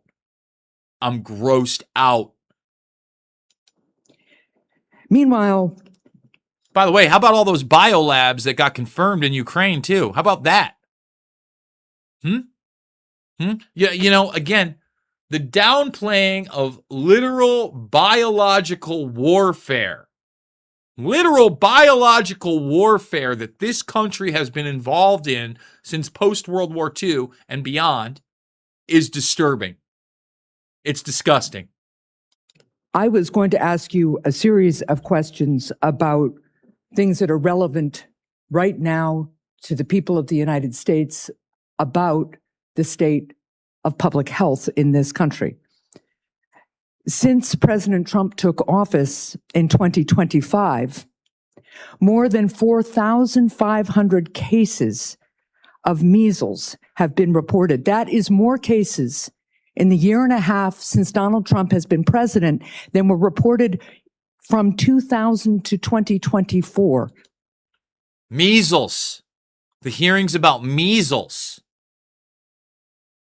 Measles. That's what these people want to talk about. Crazy town. Combined. Children are dying because there has been increased vaccine hesitancy, fueled by Robert F. Kennedy Jr., the Secretary of Health and Human Services, and frankly, his entire administration. Thousands of people in the United States of America have been sickened by a foodborne parasite, and the outbreak is nowhere near under control, as staffing at the FDA and other critical public health entities. I continually hear about this like explosive diarrhea from Taco Bell or from lettuce, etc. Who cares? Who cares? That's what we're talking about. We're not talking about locking down human beings, taking away their economic means, literally murdering people with your policies, and then allowing people like Andrew Capo Cuomo to make it about grab ass when he has to resign after the nursing home scandals. I remember when it first started, when he started talking about putting these people in nursing homes, I'm like, what is going on here? Seems like a recipe for disaster. No, we're talking about this now. We're talking about measles and some tummy aches. Measles and some tummy aches. The largest wealth transfer in history to the predator class and their minions. One of the biggest driving forces, if not the driving force, behind massive inflation to this day. And she's talking about RFK Jr., she's talking about measles, and she's talking about parasite outbreaks. I mean, shameful. Shameful. Has been slashed by Russell Vought and Elon Musk. Last year, the National Institutes of Health awarded 201 fewer grants compared to the previous years. 207, I am corrected, compared to previous years. As those grants were either canceled or delays, especially at the beginning of the Trump administration, I can tell my colleagues what the impact was on people in New Hampshire, on scientists in New Hampshire, on clinical trials in New Hampshire, where people's cancer treatment was interrupted because Elon Musk and Russell Vought know better. They say. Elon Musk. Now Musk is being brought into this. Hey, lady. Musk helped print the hate and lies shots. He's on your team. Tesla partnered with CureVac to build the bio-nano factory. See, that's just the total inversion of this. They want to make fake heroes and fake villains. Okay?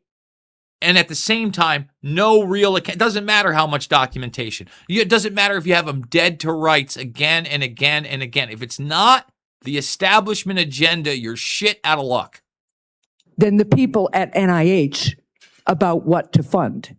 And because they did some sort of word search, it seems, for some of the grants, and boy, oh boy, if you were studying rural health in New Hampshire and trying to understand how to better engage people who need health care in rural America, that was off the table. America is losing researchers and scientists to other countries because researchers and scientists, highly trained, highly qualified, invested in often by the American taxpayer, are finding the hostility from this administration so strong that it interferes with their science, and they want to pursue science. They want to pursue science. It's the science. Listen, anybody in academia whatsoever that pushed their bullshit COVID-19 84 nightmare, that pushed their hate and lie shots, that pushed an Anthony Fauci agenda, I don't want them in the fucking country. I want them out. I want a lot of these people to be convicted after prosecutions. You know, we were talking about remdesivir. I remember when they killed my aunt, almost killed her son. I remember when they both got admitted to the hospital together, I immediately called my uncle. I said he needed to get them out of there. I said that, if anything, he should be looking at ivermectin. And when he called the doctor told him that remdesivir was basically the same thing as ivermectin, and then they killed my aunt. By the way, what they also don't tell you is they took her off all of her medications prior to drugging her up.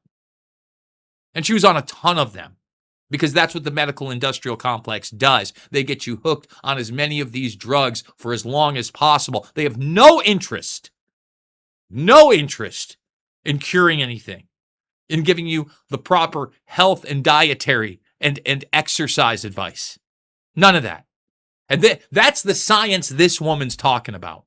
You're gross. Wherever that science takes them. I also sit on the Health, Education, Labor, and Pensions Committee. We have had a number of hearings with nominees recently to fill critical spots. One of those nominees is Dr. Erica Schwartz, a brilliant woman, medical degree, biomedical engineering degree. I think she also told us she has a law degree and a master's in public health. She was a 2-star admiral in the United States Navy, an experienced doctor. And yet, When I asked her if she would push back at Secretary Kennedy, if he instructed her to suspend the promotion of the flu vaccine as he did some point in the last few months, there's an email to prove it. She couldn't answer that question. She either could not, would not, or had been bullied into evading a question about whether she, as the director of CDC, would stand up to Secretary Kennedy, the most unqualified Secretary of Health and Human Services this country has ever seen. So again, none of this is about Fauci. I mean, this person is on a political tirade, just spewing nonsense. And look, a lot of establishment politicians didn't dare want to show their face because they know this woman knows how unpopular she is. But she also realizes that she's in a district where her special interest donors are going to take care of her, and she's going to be as a part of the establishment for as long as she wants to, if she continues to spew these narratives, period. And more than unqualified, somebody who pursues conspiracy theories, degrades people with disabilities, and continues to promote disproved science. That's the state. None of that's real. And going after people with disabilities? What? Acknowledging the autism epidemic in this country that is totally and completely exploded? And women like this will try to give you, again, the bullshit lines. Oh, we're just diagnosing it more. No. This establishment has viciously attacked our youth for decades. And that's what's really going on. And they'll never acknowledge it. Never acknowledge it. No, she's going to go to bat for the people that have done that to our kids, to our neighbors, to our brothers, to our sisters. Of healthcare and public health in this country right now, not to mention the $1 trillion or so of cuts to the Medicaid program that is decimating healthcare in my state and decimating it around the country, not to mention the refusal of my colleagues and this administration to extend critical tax cuts for people who are trying to afford insurance on the Affordable Care Act. I just was at one of my community health clinics, and they are reporting fewer and fewer people coming in for care, disrupting care because they can no longer afford health insurance. And that is impacting, of course, the revenue stream to the community health clinic, their ability to hire and pay people, their ability to take care of their community. What the hell does health insurance have anything to do with this hearing? Nothing. There's a totally corrupt system. Well, again, that industry is the only place that you can walk in. And if you have insurance, it's one price. And if you don't have insurance, it's another. It's a sliding scale of lies. And health insurance has been boondoggled literally the past 2+ decades. I mean, you want to get bankrupted? Go on with your insurance. Have a major health crisis. They're going to bleed you. They're going to bleed you. Okay? And this socialized medicine, this Medicaid, Medicare is trash too. What is this? Nothing to do with Fauci. Nothing at all. That's what I wish we were having hearings about in this committee and in the Health Committee. That's what I wish we were trying to address in a bipartisan way. But instead, we are here. You think this woman gives a rat's ass whether you get proper medical care? How much big pharma money comes her way, do you think? God knows what she's invested in. Ugh. In an attempt to entrap you, because you had a distinguished career trying to put Americans' public health first. With that, I yield. Senator Lankford. Mr. Chairman, thank you. Dr. Fauci, thanks for coming today. I know you're invoking your Fifth Amendment right, which you have the right to be able to do constitutionally, but thanks for coming and be a part of this. There are a lot of issues and a lot of questions that have come up, and hopefully in some day in the future, we'll be able to get all this clarity to be able to pull together. There were over 1 million Americans that died from COVID. You know that well. You were tracking the numbers literally every single day, those affected and those that died from the earliest days. There are a lot of lessons that we've got to learn from this, that we should put into history to be able to determine what happens in the future. How do we respond in the future? How do we deal with something like this again? It was uncharted territory for everyone. But I would tell you, countless families, including my own, watched a loved one die behind glass or through a screen because we couldn't get access to them. Children couldn't get to school. People missed their prom or graduation ceremonies. There were lots of things that happened that dramatically changed the future of the country. The mental health issues that we have continued to deal with from the isolation have been profound. Even something as simple as children that wore masks or around adults wearing masks for all that time are slower in learning language now because they couldn't watch someone's lips moving, and so they're slower in that. Amazingly enough, churches and places of worship were forced to be closed down. There were even churches that met where the pastor preached in the parking lot and the congregants all met in their cars with windows up, and police came and scattered them and said, "You can't be here." The simple act of social distancing became an issue as everyone guessed what's the right distance to be away from someone else. Literacy rates have declined. All these things are results, not to mention the loss of lives and the health experiences that have been out there for many Americans. So there are legitimate questions.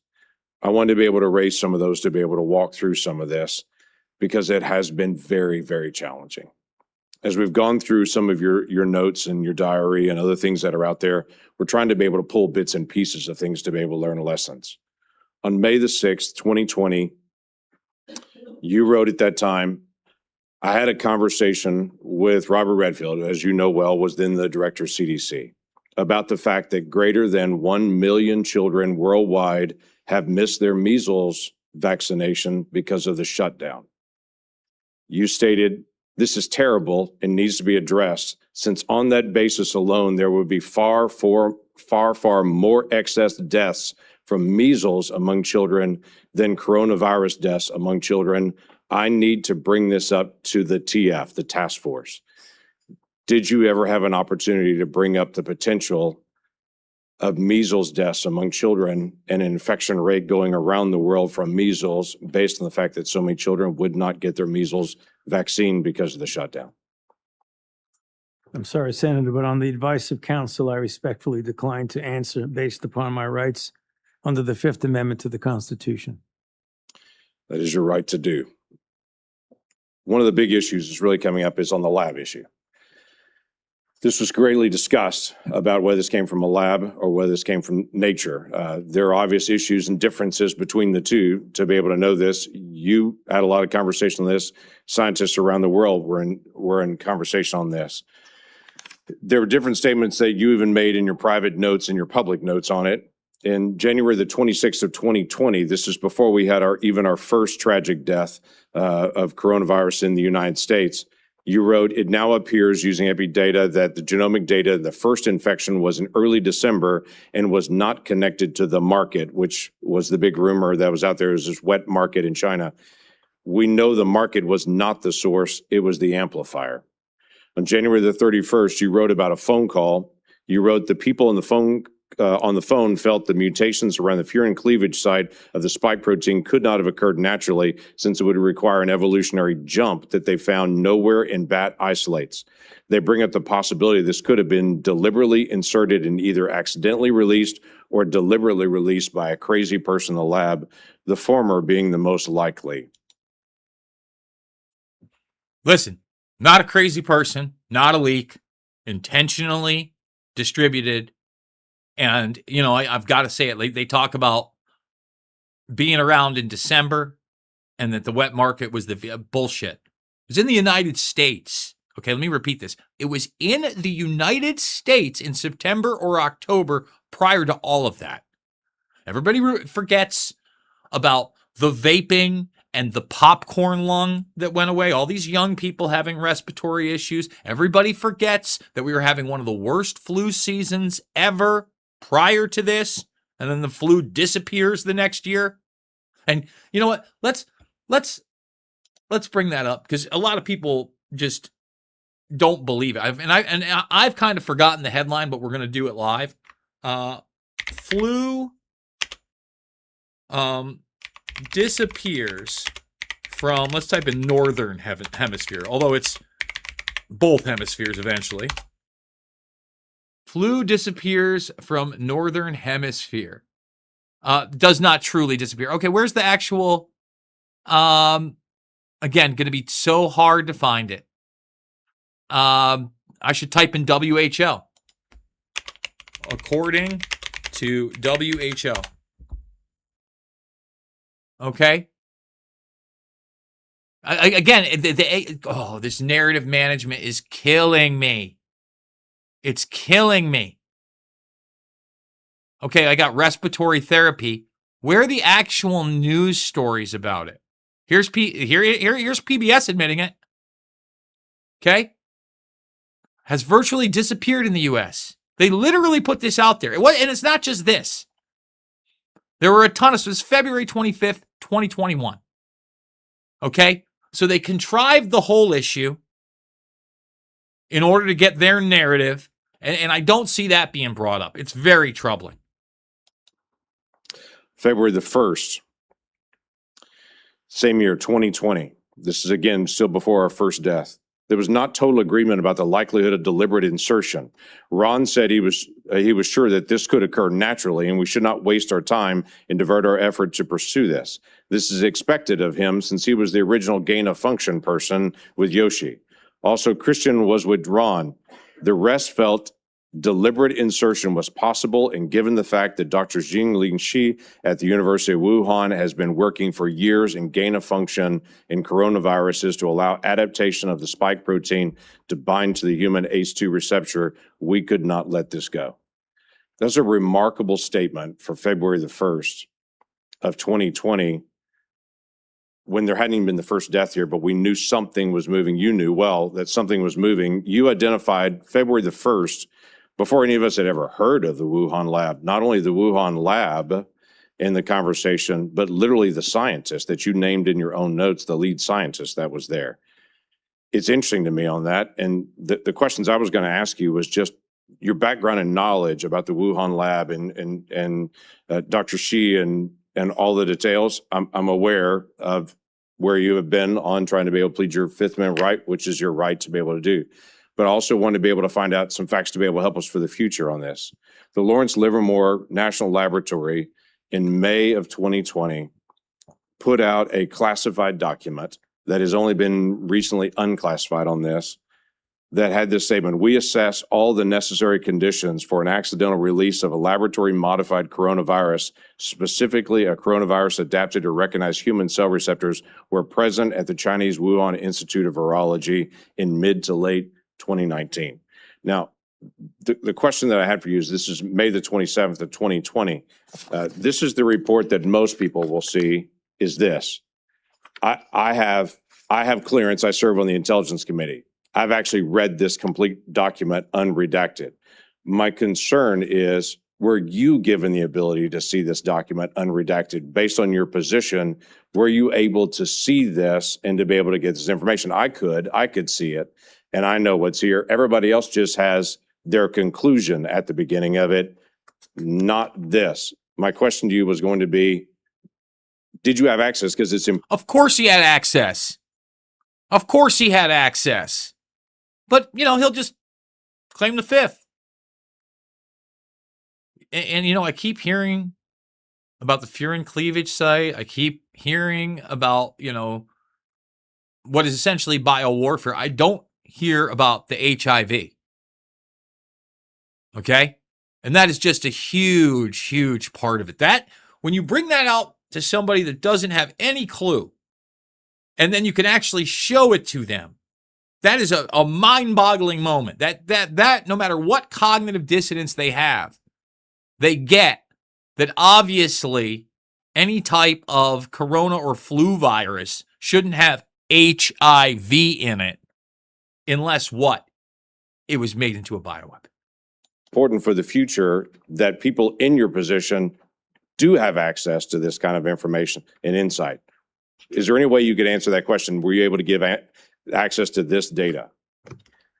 On the advice of counsel, I respectfully decline to answer based upon my rights under the Fifth Amendment to the Constitution. You wrote on January the 26th of 2020, we should be allowed to send our CDC epidemiologists to China to work with them so they could see the data firsthand. You also wrote in February 12th, 2020, that you had great concerns about the World Health Organization because they depends greatly on China and, as you stated, often bows to them. Now, this is a really important issue that we've got to resolve for the future.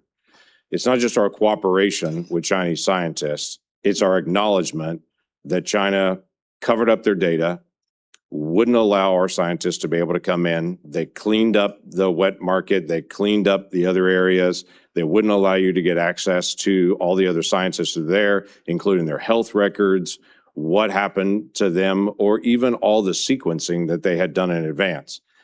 For the future of our research and our cooperation with any scientist around the world, I think it's really important that we resolve, if we're going to fund research and cooperate with you, we've got to have certain things from you. If things go sideways, we've got to have access to all information in all places.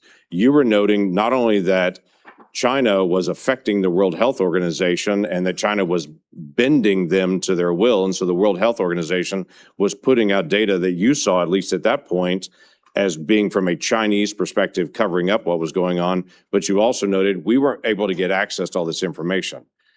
We've got to be able to figure this out for the future to be able to make sure that research that is done, we have access to all information. If something goes sideways at some point, which clearly it did at the Wuhan Institute of Virology, and that being, as was noted by many people, the only lab in the world that was doing research like this that had a lower standard of actually their security standards there than many other labs around the world, yet they were doing this very dangerous research. What can we gain? And what advice could you give us to say in a future setting, we've got to make sure that we actually get information from people and we can be guaranteed that we're going to get that insight? Yes, sir. On the advice of counsel, I respectfully decline to answer based upon my rights under the Fifth Amendment to the Constitution. I yield back. Senator Blumenthal. Thank you, Mr. Chairman. I want to go back to the dark days of the coronavirus pandemic, one of the darkest days. And again, Blumenthal sitting up there with the damn U.S.-Ukraine pin for the forever wars, for NATO expansion, for globalism, right here. Right here. And by the way, notice that's not in the news at all anymore either. Barely there. It shows you how pathetic the mainstream media is. And quite frankly, the alternative media, especially the ones that have gone full cult Trump and are apologizing for him constantly for not ending those wars, for expanding wars in the Middle East. Not understanding how dangerous all of this is. Blumenthal is a part of that. Or times in our history, hospitals were overflowing, Navy medical ships were docked in the Hudson River, emergency rooms were forced. Let's stop right there. They never used those ships. I was in New York. They didn't use those ships. And they had big time facilities that they set up in some of the arenas there. Never used those. Never used those. Instead, what? In New York, they stuffed sick and dying people into nursing homes to ratchet up the death effect. Yeah, dark days indeed that nobody seems to be held accountable for. into unprecedented triaging during the worst week of the pandemic, which happens to have been the last week of President Trump's first term. More than 25,000 Americans died of COVID-19. Easy to forget those dark days. But for the past 18 months, the Trump administration has been engaged in a campaign to rewrite this history. And today's proceeding, I fear, is part of that effort. One of the darkest days in our Senate's history. Run and cover for DARPA. Run and cover for Big Pharma. Run and cover for NIH. Run and cover for Fauci, Collins, Daszak, Barrick. Here he is. Here he is, Senator Blumenthal. Piece of shit. The Trump administration has launched a baseless set of smears against vaccines that help pull us out of that public health crisis. Vaccines that are undoubtedly President Trump's greatest accomplishment. It has slashed funding to local public health departments that were on the front lines of the pandemic. And those healthcare workers are heroes. It has disparaged those heroes as woke or wasteful. And it has used a politicized Department of Justice to target the researchers who helped us track and understand the novel virus. That's not real. I wish it were real, actually, Blumenthal. I wish that there were actually criminal charges against these people. And it's not. And it should be. And this guy is shameful. Hearing is another page in that playbook, sadly, tragically. Dr. Fauci, you've spent 5 decades in public service, including nearly 4 decades in leadership at the National Institutes of Health, helping to conquer COVID-19, but also HIV, swine flu, Zika, Ebola, and other epidemics with real life results saving human lives. Put aside all the flowery rhetoric that we hear in the United States Senate. Dr. Fauci has saved lives, as have public health officials in the United States and throughout the world. And today, we are demeaning and degrading their life-saving service. Telling the truth about global serial killers is demeaning and denigrating health policy? I mean, again, the inversion of reality is right in your face here.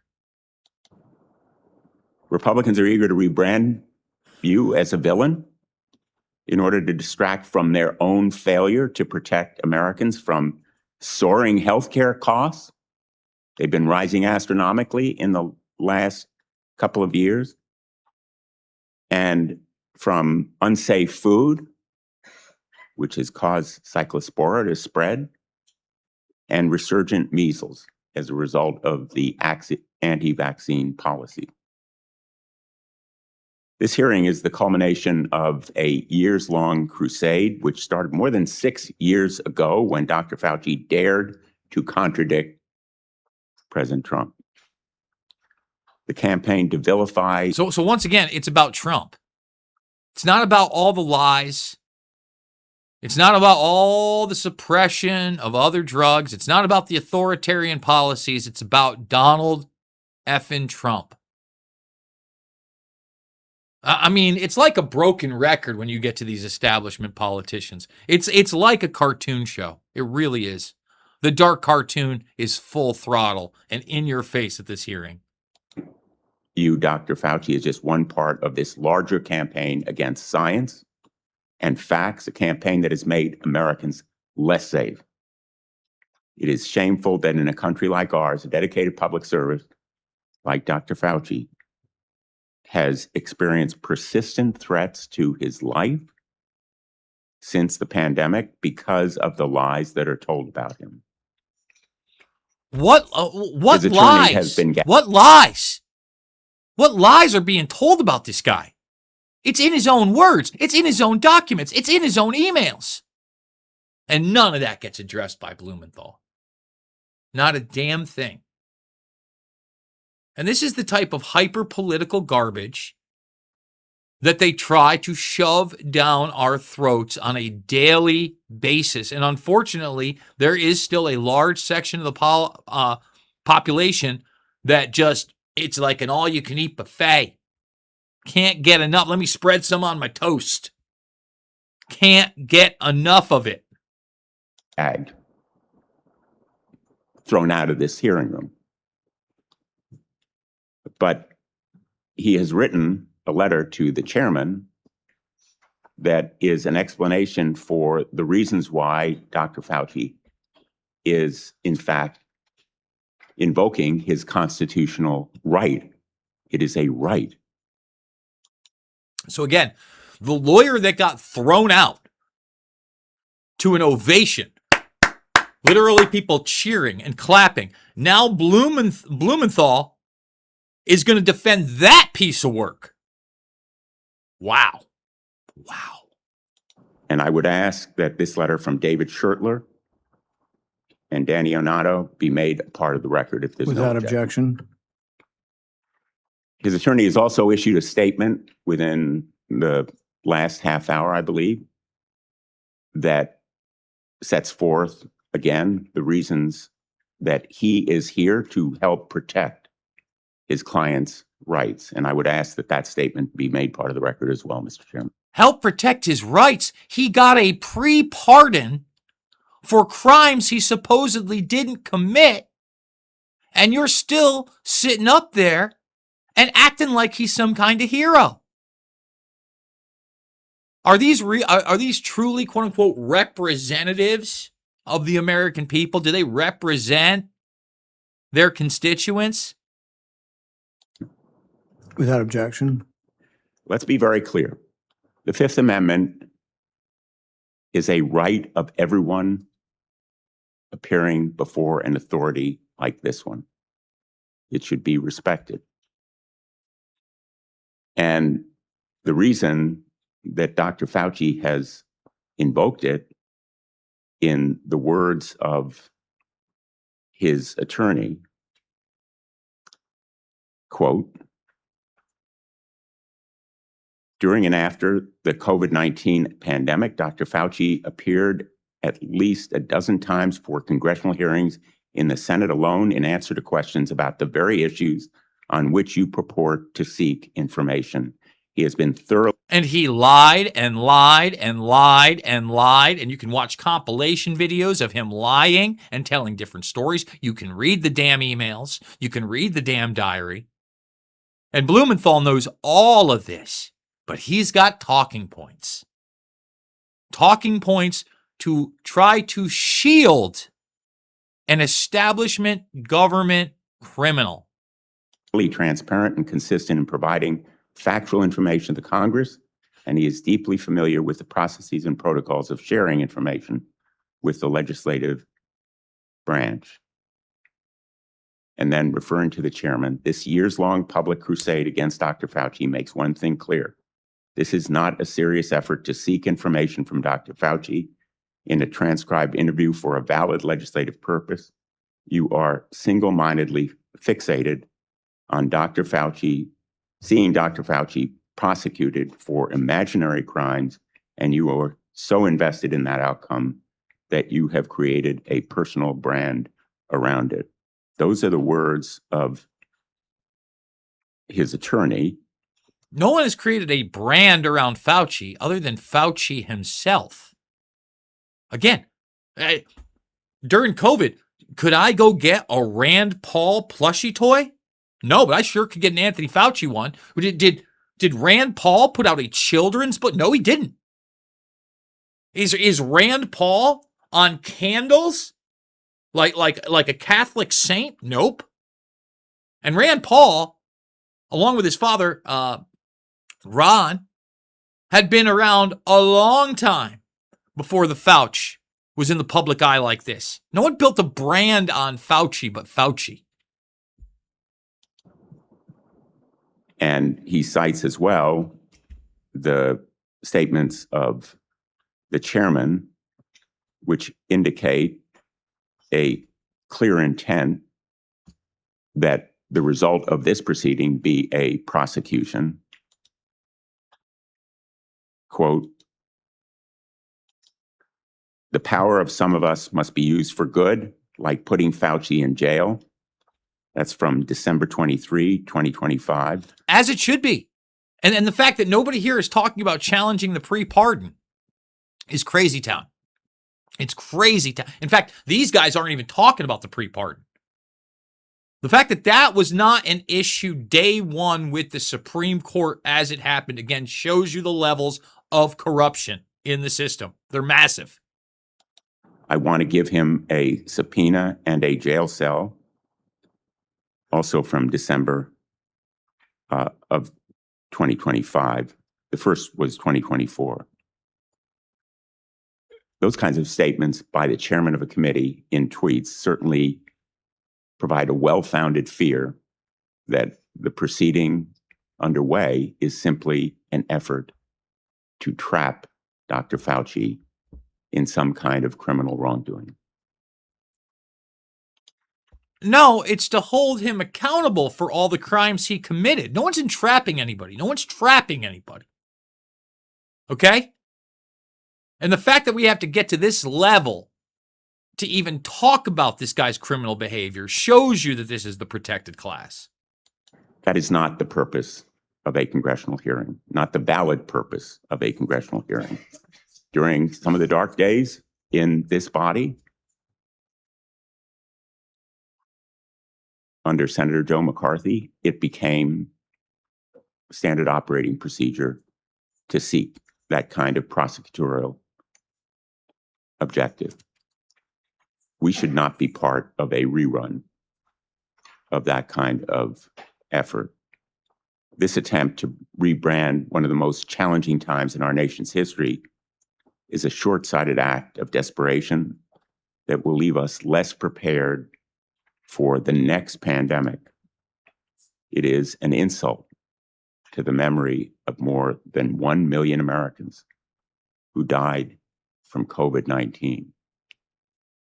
If there are valid scientific questions about the origins of this pandemic, COVID-19, about the kinds of steps that were taken to counter it, about the need for more preparation, they should certainly be addressed. What is he talking about? Valid questions. We know. It is literally part of a bioweapons program that we were a part of. We know. And this guy with his greasy ass face, and I'm a greaseball too. I hate picking on people's appearance. But this, I mean, look, I don't believe in lizard people, but if this guy right here all of a sudden sprouted scales and morphed, it wouldn't shock me. You know, just real quick as we continue, please consider supporting the broadcast, guys. The links are down below. The Buy Me a Coffee, $5, $10, $15. Big donors. Thank you so much. Once again, Michelle, thank you so much. Also, we've got the PayPal down below. And of course, we will read your super chats if you put them out there. I want to thank those that have been super chatting during the broadcast. But not in a show trial. Not as part of a continuing vendetta against a single individual. And unfortunately, I fear that is what we are seeing today. America deserves better. Thank you, Mr. Chairman. In no courtroom in America can you have your witness plead the Fifth Amendment and then your attorney gets to testify. That's what that letter is. The attorney's complaining and testifying, saying, he didn't do it, the prosecution's unfair. You don't get to do that. That's one thing you give up when you take the Fifth Amendment. You say, I'm not going to testify. I'm not going to give you any information. You don't then get to put your lawyer forward to justify it. He can do it in the press, but you can't come and testify. He was not invited to testify, and he was out of order. And it was appropriate to have him injected. You're damn right it was. You're damn right it was, Rand. Senator. Chairman Paul, thank you for doing this. I think I know in my state people have been asking questions about Dr. Fauci 4 years. So, Dr. Fauci, your entry has made clear that you love being a hero, a celebrity, and here having the eyes of the world upon you. You loved every newspaper profile, every photo shoot, every fancy dinner with the elites. To many Americans who lost family members, who lost trust in our federal government, you're not a hero. Unfortunately, you're a villain. You made yourself the story and abandoned the American people to serve your own ego. To begin, I would like to talk about your relationship with David Morenz. He was the senior advisor in the NIAID, Office of the Director, your office, for 16 years. He was your friend. He was a frequent guest at your house. You reportedly co-authored over 50 scientific articles with him. You turned to him first right after COVID-19 first occurred. Earlier this year, the Department of Justice charged him with conspiracy against the United States, in addition to other charges as part of a conspiracy to conceal information and falsify records to suppress alternative theories about the origins of COVID-19. Now, you've publicly kicked this man to the curb, saying, Dr. Morenz was not an advisor to me on institute policy or other substantive issues. So let's start with the use of personal Gmail accounts and Dave Morenz's relationship with Peter Daszak. Dave Morenz tells Peter Daszak, president of Equal Alliance, and you've got this in front of you, it's Exhibit 1. And it's already in the record as part of this. It says, quote, P.S. I forgot to say that there is no worry about FOIA. I can either send stuff to Tony on his private Gmail or hand it to him at work or as house. He is too smart to let colleagues send him stuff that could cause trouble. Dr. Fauci, did Dr. Morenz's relationship with Peter Daszak concern you? Yes or no? On the advice of counsel, I respectfully decline to answer based upon my rights under the Fifth Amendment to the Constitution. Did Dave Morenz ever bring documents to your house? On the advice of counsel, I respectfully decline to answer based upon my rights under the Fifth Amendment to the Constitution. Did you ever receive a text about your work at NIAID to your personal cell phone? On the advice of counsel, I respectfully decline to answer based upon my rights under the Fifth Amendment to the Constitution.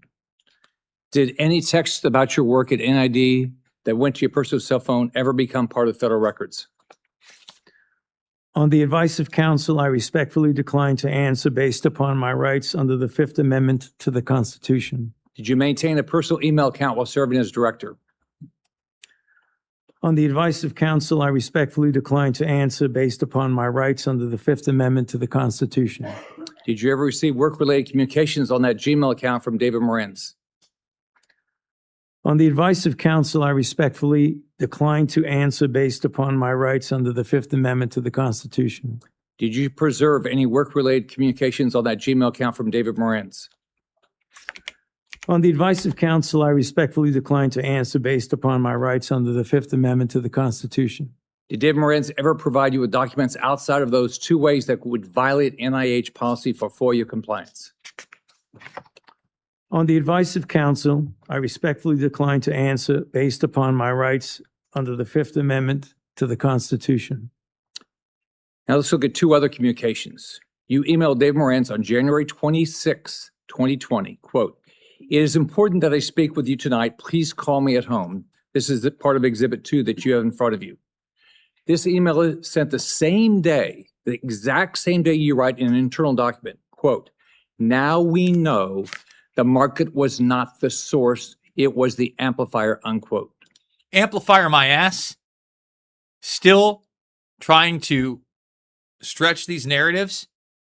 But again, you can read the emails. They're out there. The idea that they're not out there is crazy town. And this guy has not answered a single question. Not a single question. Thank goodness Senator Scott at least had the wherewithal to call him what he is, a villain. A villain. Would you call the origins of COVID-19 a substantive issue? On the advice of counsel, I respectfully decline to answer based upon my rights under the Fifth Amendment to the Constitution. Did you discuss COVID-19 origins with Dave Morenz on this phone call? On the advice of counsel, I respectfully decline to answer based upon my rights under the Fifth Amendment to the Constitution. Now let's take a closer look at the last time you testified before Congress. This is part of what you have in front of you as Exhibit 4, which is part of the record. In June 2024, you testified to Dr. Moran's quote, "Was not an advisor to me on institute policy or other substantive issues. Furthermore, his office is located in a different building from that of the NIAID director," unquote. Is that still your testimony today? On the advice of counsel, I respectfully decline to answer based upon my rights under the Fifth Amendment to the Constitution. So today, under oath, your testimony remains that Dr. Moran was not an advisor to you on institute policy or substantive matters. On the advice of counsel, I respectfully decline to answer based upon my rights under the Fifth Amendment to the Constitution. Now, I've got I just want to point out that by this time, he still has to read that. Fauci literally has to like look down at the paper and read the same thing he's repeated again and again and again and again and again. On the advice of counsel, I invoke my Fifth Amendment according to the Constitution. That's all he's got, and he can't even remember it. He can't even remember. He has to read it every time. Exhibit 5, which you have in front of you.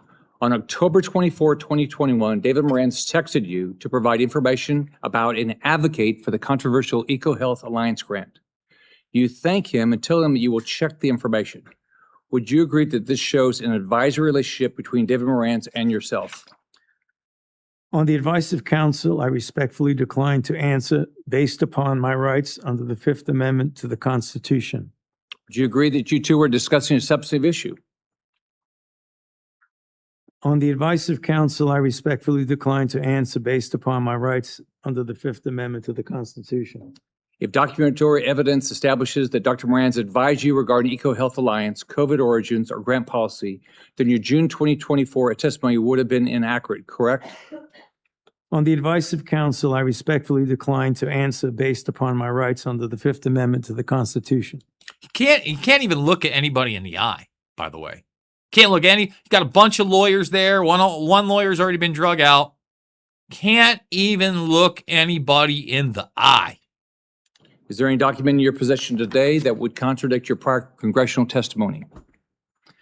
On the advice of counsel, I respectfully decline to answer based upon my rights under the Fifth Amendment to the Constitution. Have you deleted, destroyed, or instructed anyone to destroy records after learning Congress is investigating these matters? On the advice of counsel, I respectfully decline to answer based upon my rights under the Fifth Amendment to the Constitution. Are you aware of anyone who did? On the advice of counsel, I respectfully decline to answer based upon my rights under the Fifth Amendment to the Constitution. As you know, Dr. Moran now faces charges related to destroying records while you distance yourself from him. Is that fair to a decades-long friend? On the advice of counsel, I respectfully decline to answer based upon my rights under the Fifth Amendment to the Constitution. When is the last time you spoke to him? On the advice of counsel, I respectfully decline to answer based upon my rights under the Fifth Amendment to the Constitution. In hindsight, are you disappointed how you handled COVID? Do you have any regrets? On the advice of counsel, I respectfully decline to answer based upon my rights under the Fifth Amendment to the Constitution. Dr. Fauci, I want to close with this. Here's how you impacted my family and people close to me. I have daughters with children. You can't imagine the questions they had around vaccines for their kids and themselves, and the pressure, the unbelievable pressure to make the right decision for their health. I can tell you pregnant women who worked with me were so scared because every time they went to the doctor, they were told something different about taking the vaccine. And you caused this. Imagine being a mom trying to protect their kids, or an expectant mother trying to figure out what to do. Every 3 weeks, a doctor tells you a new set of guidance on a vaccine. The haphazard information you released and pushed on the American people with little research is appalling, and why there's so much distrust in our institutions today. That trust is crucial to public health, and you, more than any person or event in my lifetime, have destroyed that trust for millions of Americans. You lied to hundreds of millions of people amid the worst public health crisis in a century. You failed to follow your own guidance. You forced people to watch their loved ones die alone over the phone. It's disgusting. You destroyed the federal government's credibility when it comes to public health. We have entire generations of Americans who rightfully so do not trust our institution to keep people safe because of you. This has destroyed decades of progress and lifetimes of work because you wanted to fuel your own ego and be the center of attention. What would you do differently knowing what you know today, Dr. Fauci? On the advice of counsel, I respectfully decline to answer based upon my rights under the Fifth Amendment to the Constitution. All the evidence is right here, and you still can't bring yourself to tell the truth or apologize because you received an auto-pin pardon from a staffer in the Biden White House. If we have another pandemic tomorrow, millions could die because of what you did to make Americans lose trust in their government when it comes to medicine and healthcare. How many families have you apologized to had to watch their loved ones die alone? You breached public trust, and now you're hiding behind a fraudulent pardon. Your legacy will not be as a man who has saved America from COVID, but as a man who destroyed the public trust in America's public health institutions in exchange for 5 minutes of fame. This is how history will remember you. I yield back. Senator Kim.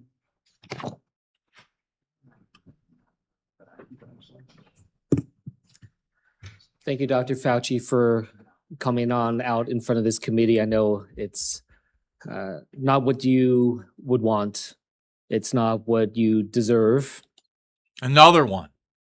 And it disgusts me that this is a partisan thing, that not one Democrat could come in here and be honest, and that everybody is holding water, and it just plays in to this bullshit left-right paradigm. But I mean, again, Senator Kim, you're aiding and abetting a high-level war criminal, because that's what Fauci really is. I just want to say and start by just saying thank you to you for your service to this nation. I didn't know much about you prior to the pandemic.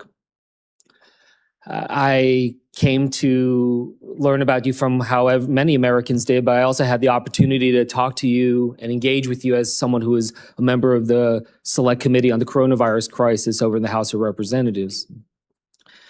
When I learned about your background, 38 years as the director of the National Institute of Allergy and Infectious Disease, appointed by President Reagan, served under... This guy can't help but smiling while he's talking about this guy and trying to hold... Again, no questions, no addressing the evidence, just bootlicking for Fauci. This is going to be a hard watch. It's going to be a hard 10 minutes for me right here. I'm not going to lie. 7 presidents, 4 Republicans and 3 Democrats. I admire that greatly. I myself had a chance to serve in the executive branch, serve in government under both a Republican president and a Democratic president. And I believe that we need more of that type of work. A place where we can understand our jobs not as coming from a place of partisanship and politics, but that of just public service. And right now, I feel the hyperpartisanship growing in this country in dangerous ways. I feel it much more present here on the Hill than I did back when I served as a nonpartisan career public servant at the State Department. And I worry about it. Does this guy act like he's not partisan? He has no interest in looking at the evidence. He has no interest in asking any questions. He's nonpartisan. My ass. My ass. I worry about what kind of trajectory we're on as a country and what this causes when it comes next for public service and those willing to step up for our nation. And it's not just in the attacks, but we see it brought out with the cuts to funding, to the firing of federal workers, to the demonization of their motivations, people calling our public servants criminals, thinking that they are there solely to undermine others that are trying to engage. It's worse than that, actually. It's way worse than that. And you're not just trying to sugarcoat it. You're trying to prop these people up. Look at it right now. You know, it's not just that the people are being attacked, our public servants being attacked, but that it's undermining the very nature of the work of governance. These cuts to HHS funding, to NIH funding, to the grants, cuts to the researchers doing the critical work to find cures and medicines. These firing and these cuts, they're creating a chilling effect, honestly, a chilling effect for the next generation of people who might consider stepping up to serve our nation, to be the next generation of researchers who now are wondering whether or not this is the right thing for them to do at a time when they see some of their colleagues or those that they looked up to being attacked, their funding being cut. Researchers that I talk to who are now either leaving the country or considering leaving the country to do their work because of the sheer unpredictability of America. That this nation so great, so powerful has now been crippled with this sense of unpredictability and unreliability. That is not the type of country that I hope we strive to be. I've raised this because these attacks upon Dr. Fauci, it's not just about him. It's sending signals to others who are thinking about serving our country, our scientists, our doctors, our healthcare professionals, our researchers. Trying to show to them that if you don't get in line with the politics, that you will also potentially be subject to attacks. And from the work that he has done, from HIV/AIDS to Ebola to COVID, we've seen him try to engage in these crises. They're not easy, especially when it's a novel disease, when you don't know what comes next, a lot of unknowns, having to make decisions without the full breadth of knowledge we always wish we had in hindsight. But there is nothing perfect, no perfect clarity when it comes to pandemics, when it comes to crises. I worked in national security and wars and crises. I made judgment calls, gave my best advice to generals, to ambassadors, even to a president. Did I get it all right? No. Did I do my best? I did everything I thought I could. I did everything I thought I could to prop up the establishment narrative, to keep the war machine going, to keep the hate and lies on tap. That's what this guy is. That's what this guy is. With the information that I had. The public servants, they do this work because they love this country and that they strive to improve it. It's not an easy job, but it is because there is so much at stake in our country. But these public servants do it because they are in the arena. I just want to end by just reading a portion as we're thinking about how to be able to treat public servants through this country, to think through this. And in the words of Teddy Roosevelt saying, it's not the critic who counts, not the man who points out how the strong man stumbles or where the doer of deeds could have done them better. The credit belongs to the man who is actually in the arena, whose face is marred by dust and sweat and blood, who strives valiantly, who errs but comes short again and again, who spends himself in a worthy cause, who at the best knows in the end the triumphs of high achievement, and who at the worst, if he fails, at least he fails while daring greatly, so that his place shall never be with those cold and timid souls who neither know victory nor defeat. Thank you for your service, Dr. Fauci. I yield back. Senator Alling. Thank you, Mr. Chairman. Well, nothing says honesty like taking the fifth, huh, Doc? Let's try something. What day of the week is it today? On the advice of counsel, I respectfully decline to answer based upon my rights under the Fifth Amendment. See, that's the first smirk he's had, because he couldn't even answer that he had a folder in front of him. So he can't tell you the date either. It's hilarious to these people, especially after you had that little weasel totally weaseling for Fauci. And oh, God, it makes me so angry. And then look, Hawley's not my favorite. You know, he's a pretty big warmonger himself. But, I mean, again, can't tell me the date today. Even Fauci was like, let's try. Hey, that's kind of funny. It's not funny to me. The Constitution. What color tie are you wearing? On the advice of counsel, I respectfully decline to answer based upon my rights under the Fifth Amendment to the Constitution. What color's the carpet in front of you? On the advice of counsel, I respectfully decline to answer based upon my rights under the Fifth Amendment to the Constitution. Let's just get Even before he read it, at least he looked to see what color it was.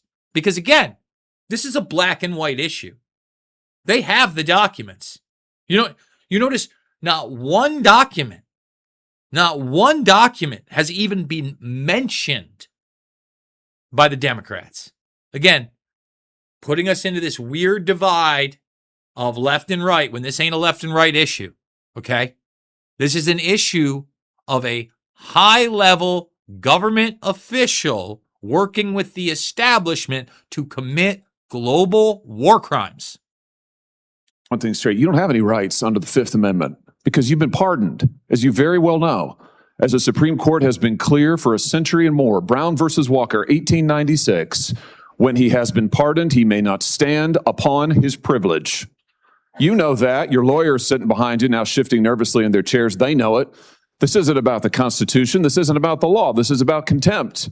Contempt for this body and contempt for the American people. But I think I know why you're doing it. It's because you don't want to answer questions.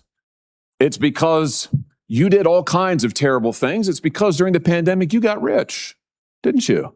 You got rich while people were dying, hundreds of thousands of Americans, over 1 million in the end, and you were getting rich. And not only were you doing that, you were using federal employees with taxpayer money to apply for and solicit cash prizes for you personally. Cash prizes totaling over $1 million. You did all of that during the pandemic, didn't you? That's a question. On the advice of counsel, I respectfully decline to answer based upon my rights under the Fifth Amendment to the Constitution. You remember Greg Folkers? Who was that? On the advice of counsel, I respectfully decline to answer based upon my rights under the Fifth Amendment to the Constitution. Your chief of staff is the answer. Do you remember Patricia Conrad? Who was that? On the advice of counsel, I respectfully decline to answer based upon my rights under the Fifth Amendment to the Constitution. She was your personal assistant. And what were these individuals doing in the depth of the pandemic in November of 2020 when millions of Americans were suffering from COVID? What were they doing? I tell you what they're doing. Folkers was on your behalf soliciting and gathering information for a cash award. Let's look at it. We've got his email right here, right over my shoulder. Folkers says, I'm working on this nomination for the Dan David Award for Fauci. We need to beef up the COVID part. Do you have language in the can that you could share that delineates how we responded in new ways to COVID? He sends this to multiple federal employees. What was the Dan David Award? Do you remember, Doc? On the advice of counsel, I respectfully decline to answer based upon my rights under the Fifth Amendment to the Constitution. It was a $900,000 cash award. $900,000 cash award. And he got it because he used federal employees to get it. And this wasn't the only award, was it, Dr. Fauci? In fact, you applied for and received at least 8 other federal cash prizes on federal time using federal employees and federal resources. Here they are over my shoulder. Besides the Dan David Award, you've got the Partnership for Public Service, you've got the Adelson Prize, you've got the Smithsonian Award, you've got the National Academy of Medicine's Award, you've got the CDC Foundation. In fact, you turn your staff into a full-time application machine. You actually wrote to people and said, do you think maybe I'd qualify? And you got cash for all of this. And it wasn't just 1 or 2 employees, was it? In fact, you used 8 separate federal employees on federal time using federal resources to solicit cash awards. Isn't that true? On the advice of counsel, I respectfully decline to answer based upon my rights under the Fifth Amendment to the Constitution. Here they are right over my shoulder. Here's all of them. And this is what I mean, man. That's just part of the corruption. They celebrated this guy. They gave him awards. Even Trump, I believe he gave him the Presidential Medal of Honor at the end. Gross. Disgusting. Prison for Fauci. Prison for Fauci. Prison for Fauci. The people that you use, federal employees, so that you could go and get cash money And the most hilarious part is that you weren't content to even dragoon them into applying for all of these cash awards. You then had them go out to the ethics agencies and ethics watchdogs and demand that you be able to get the money. That's right. We've got it in your emails. Your staff and employees on federal time, using federal resources, being paid with federal dollars, are soliciting cash for you. And then they're turning around and saying to the agency, we don't want just an answer. We want to get to yes, because Fauci wants the money. He wants it. We want to get to yes, and yes takes time. This is your chief of staff again, using federal email to pressure the agency's own ethics people so that you could get money, so that you could get rich. And it violated the law, didn't it, Dr. Fauci? Didn't it? It violated the law, didn't it? It is a question. You can answer. Go ahead. On the advice of counsel, I respectfully decline to answer based upon my rights under the Fifth Amendment to the Constitution. Federal law, as you very well know, prohibits the solicitation of cash awards or other personal benefits for federal employees. And it certainly prohibits using your own employees to do this. 5 CFR section 2635-205B.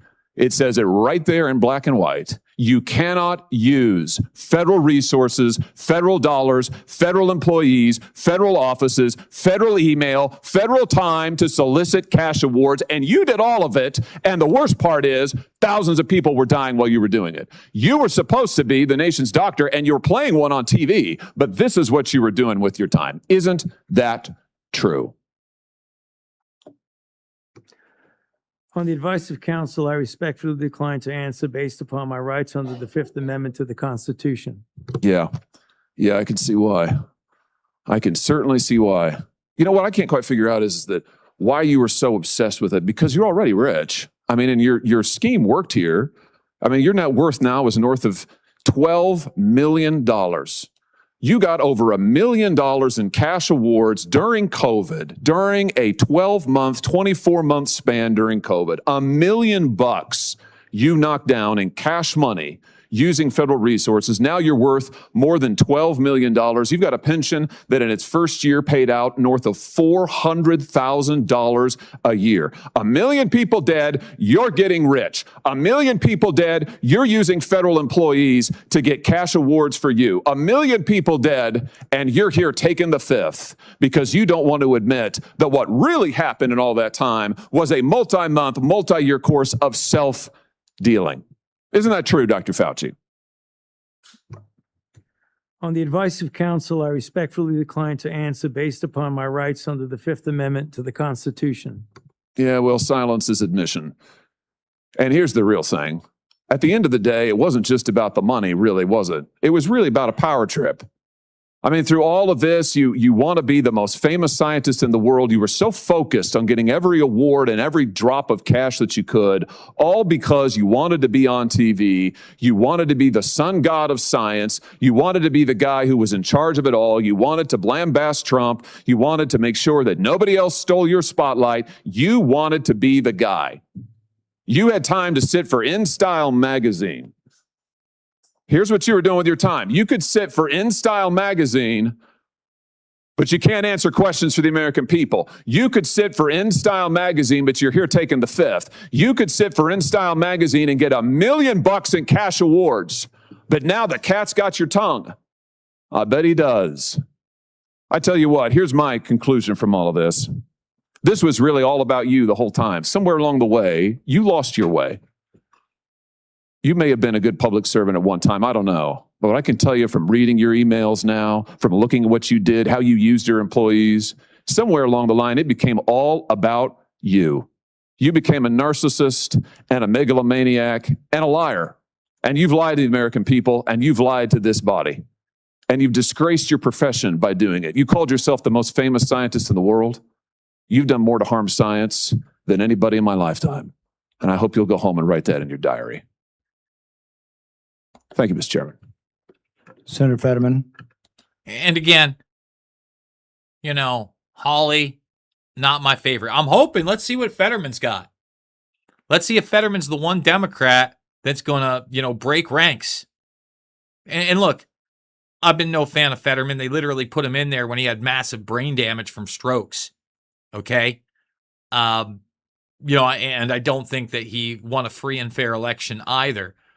But at least on some of the more mainstream issues, he's not just, full bore insanity. So let's see what Fetterman has to say. Thank you, Mr. Chairman. Dr. Fauci, I'm not First time I've seen Fetterman in a suit, by the way. Was expecting a gray hoodie. Glad he's not in one. here to perhaps attack you or defend or anything. It's really just more, honestly, I'm just want to acknowledge I have had members of my family die from COVID. And now I also grieve for people that I've met that have lost their business through the pandemic, and they'll never been the same.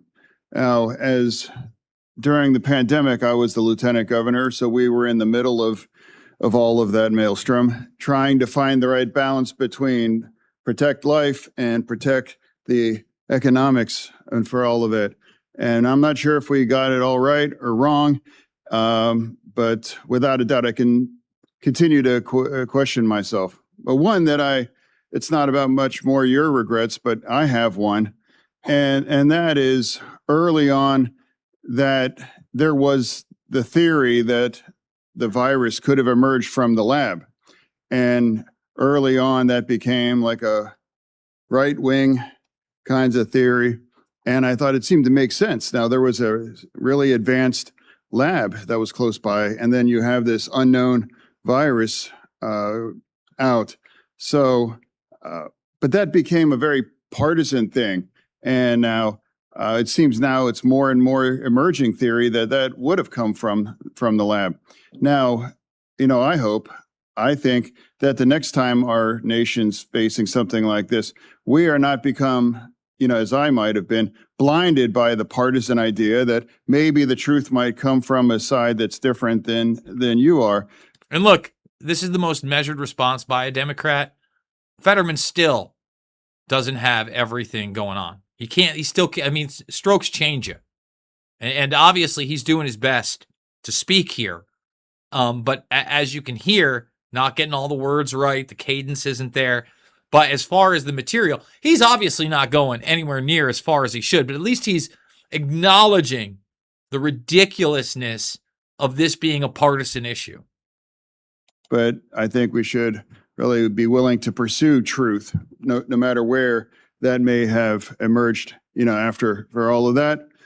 So, and I now cede the remain back to the chair. Thank you. Senator Moreno. Thank you, Mr. Chairman. And I will echo Senator Johnson's comments about your opening statement, Mr. Chairman. I think it was dead on. Hey, look, I'm going to give Fetterman credit there because he didn't take a bunch of time. He clearly didn't defend Fauci, and he could have gone a lot further. But compared to Nassen, Peters, Blumenthal, it's not even measurable. Good for him. Good for him for having maybe some semblance of a soul left. Just saying. Very well done. Mr. Fauci, do you know who David Schertler is?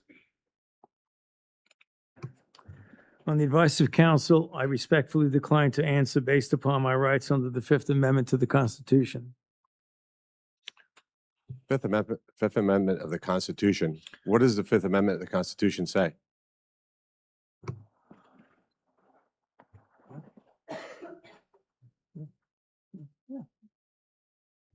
On the advice of counsel, I respectfully decline to answer based upon my rights under the Fifth Amendment of the Constitution.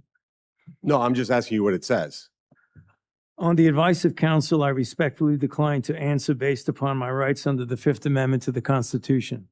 I'm going to give the Constitution to my aide. He'll bring it over to you so you can have it for future reference. I think it's something that every American should know what the Constitution says. Do you know who wrote the Fifth Amendment? On the advice of counsel, I respectfully decline to answer based upon my rights under the Fifth Amendment of the Constitution. So you're invoking a right that you don't know who wrote it or what it says. Is that correct? On the advice of counsel, I respectfully decline to answer based upon my rights under the Fifth Amendment to the Constitution. Wow. Well, let me tell you who David Schertler is for the audience, because he was ejected by the chairman. He's a high-profile criminal attorney.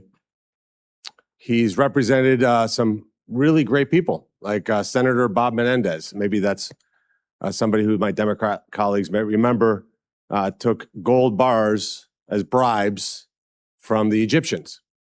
And there's an article here in the Washington Free Beacon that talks about why you would hire a guy like David Schertler. And the comment is, if you're in deep shit, that's who you call. Do you feel like you're in deep shit? On the advice of counsel, I respectfully decline to answer based upon my rights under the Fifth Amendment to the Constitution. Clearly, what you think today is that somehow you're above reproach. Somehow you feel like you don't need to be treated like a normal American. Can you do me a favor in the audience and stand up if during the time of the COVID pandemic, you were called a racist for calling the virus a Wuhan virus or the China virus?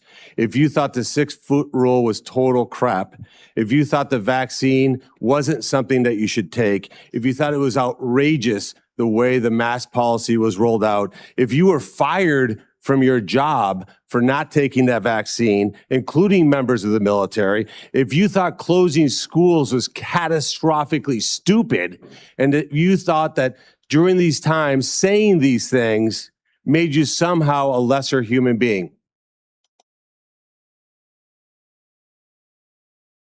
Dr. Fauci, can you just turn around and look at the people behind you? You're not willing to do that? Absolutely That's not. not a question. It's not a question. To your lawyer, it's not a question.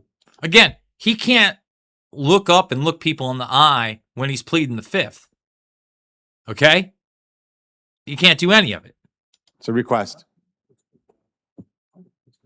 All you have to do is look up from your lawyers and look at the people who were absolutely shamed for saying what we know now to be the truth. You can't even look at them? That's a question. Are you able to look at them? You can sit down in the audience.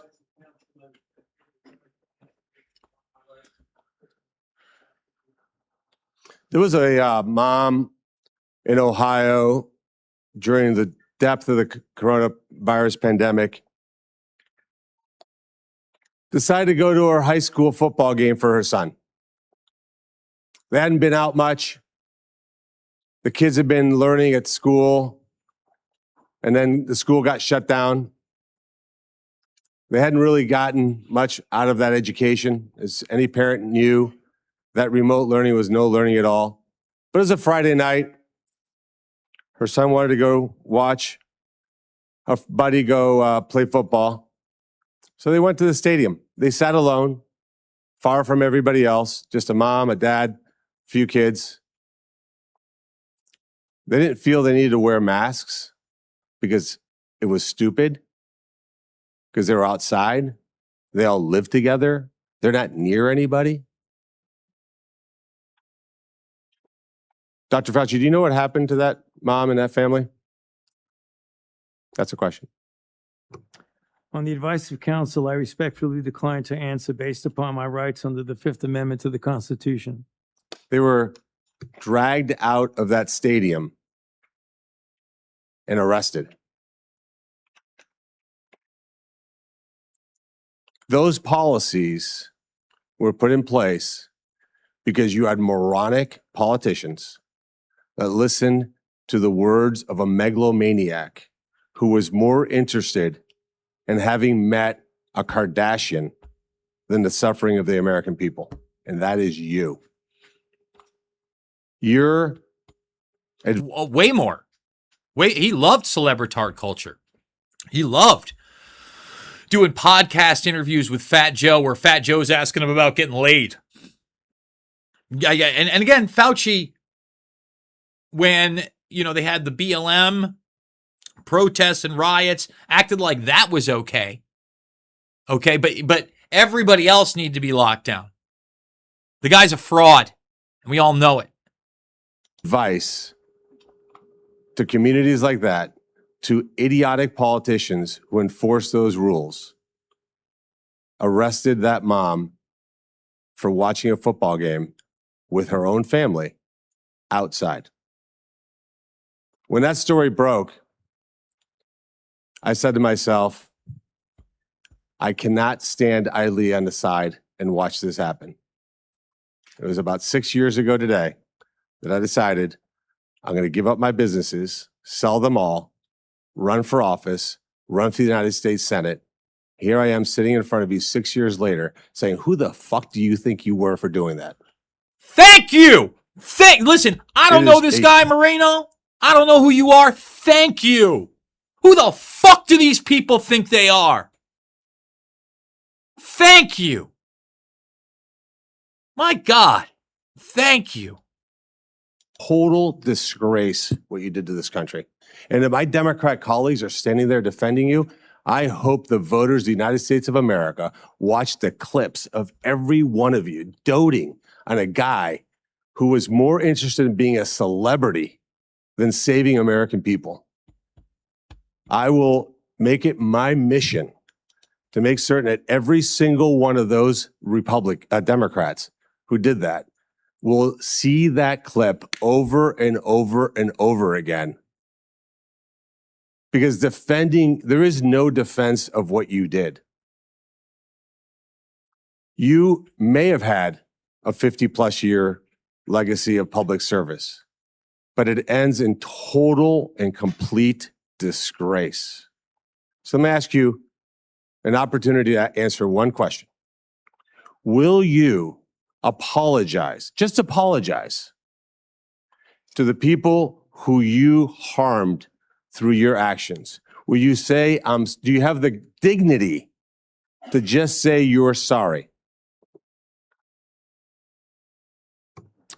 On the advice of counsel, I respectfully decline to answer based upon my rights under the Fifth Amendment to the Constitution. So you won't apologize to the military members who Joe Biden summarily dismissed from the military for not taking the vaccine? On the advice of counsel, I respectfully decline to answer based upon my rights under the Fifth Amendment to the Constitution. Will you apologize to the business owners that lost their business, shattered their lives, and they'll never recover? On the advice of counsel, I respectfully decline to answer based upon my rights under the Fifth Amendment to the Constitution. Will you apologize to the moms who had to force their infant children, 2, 3, 4-year-olds, to put masks on, and what that did and how that traumatized those kids?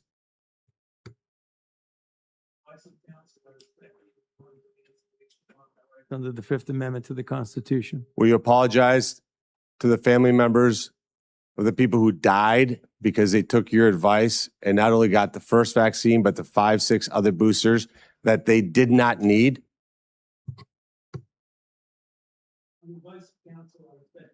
To answer based upon my rights under the Fifth Amendment to the Constitution. Will you apologize to that mom from Ohio for being arrested for watching a football game with her family?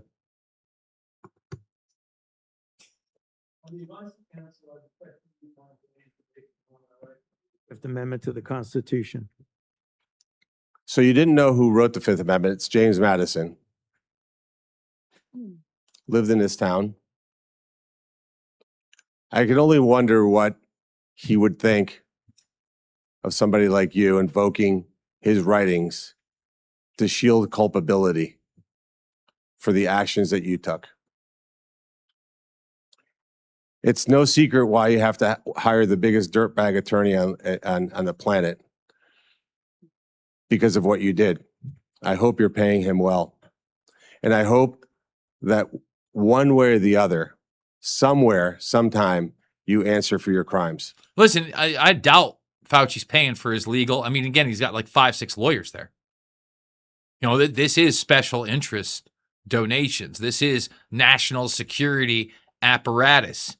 Senator Moreno, thank you for being the most just stark person out there and using the type of language that was absolutely necessary in this hearing. Senator Ernst. Thank you, Mr. Chairman, for holding this important hearing today.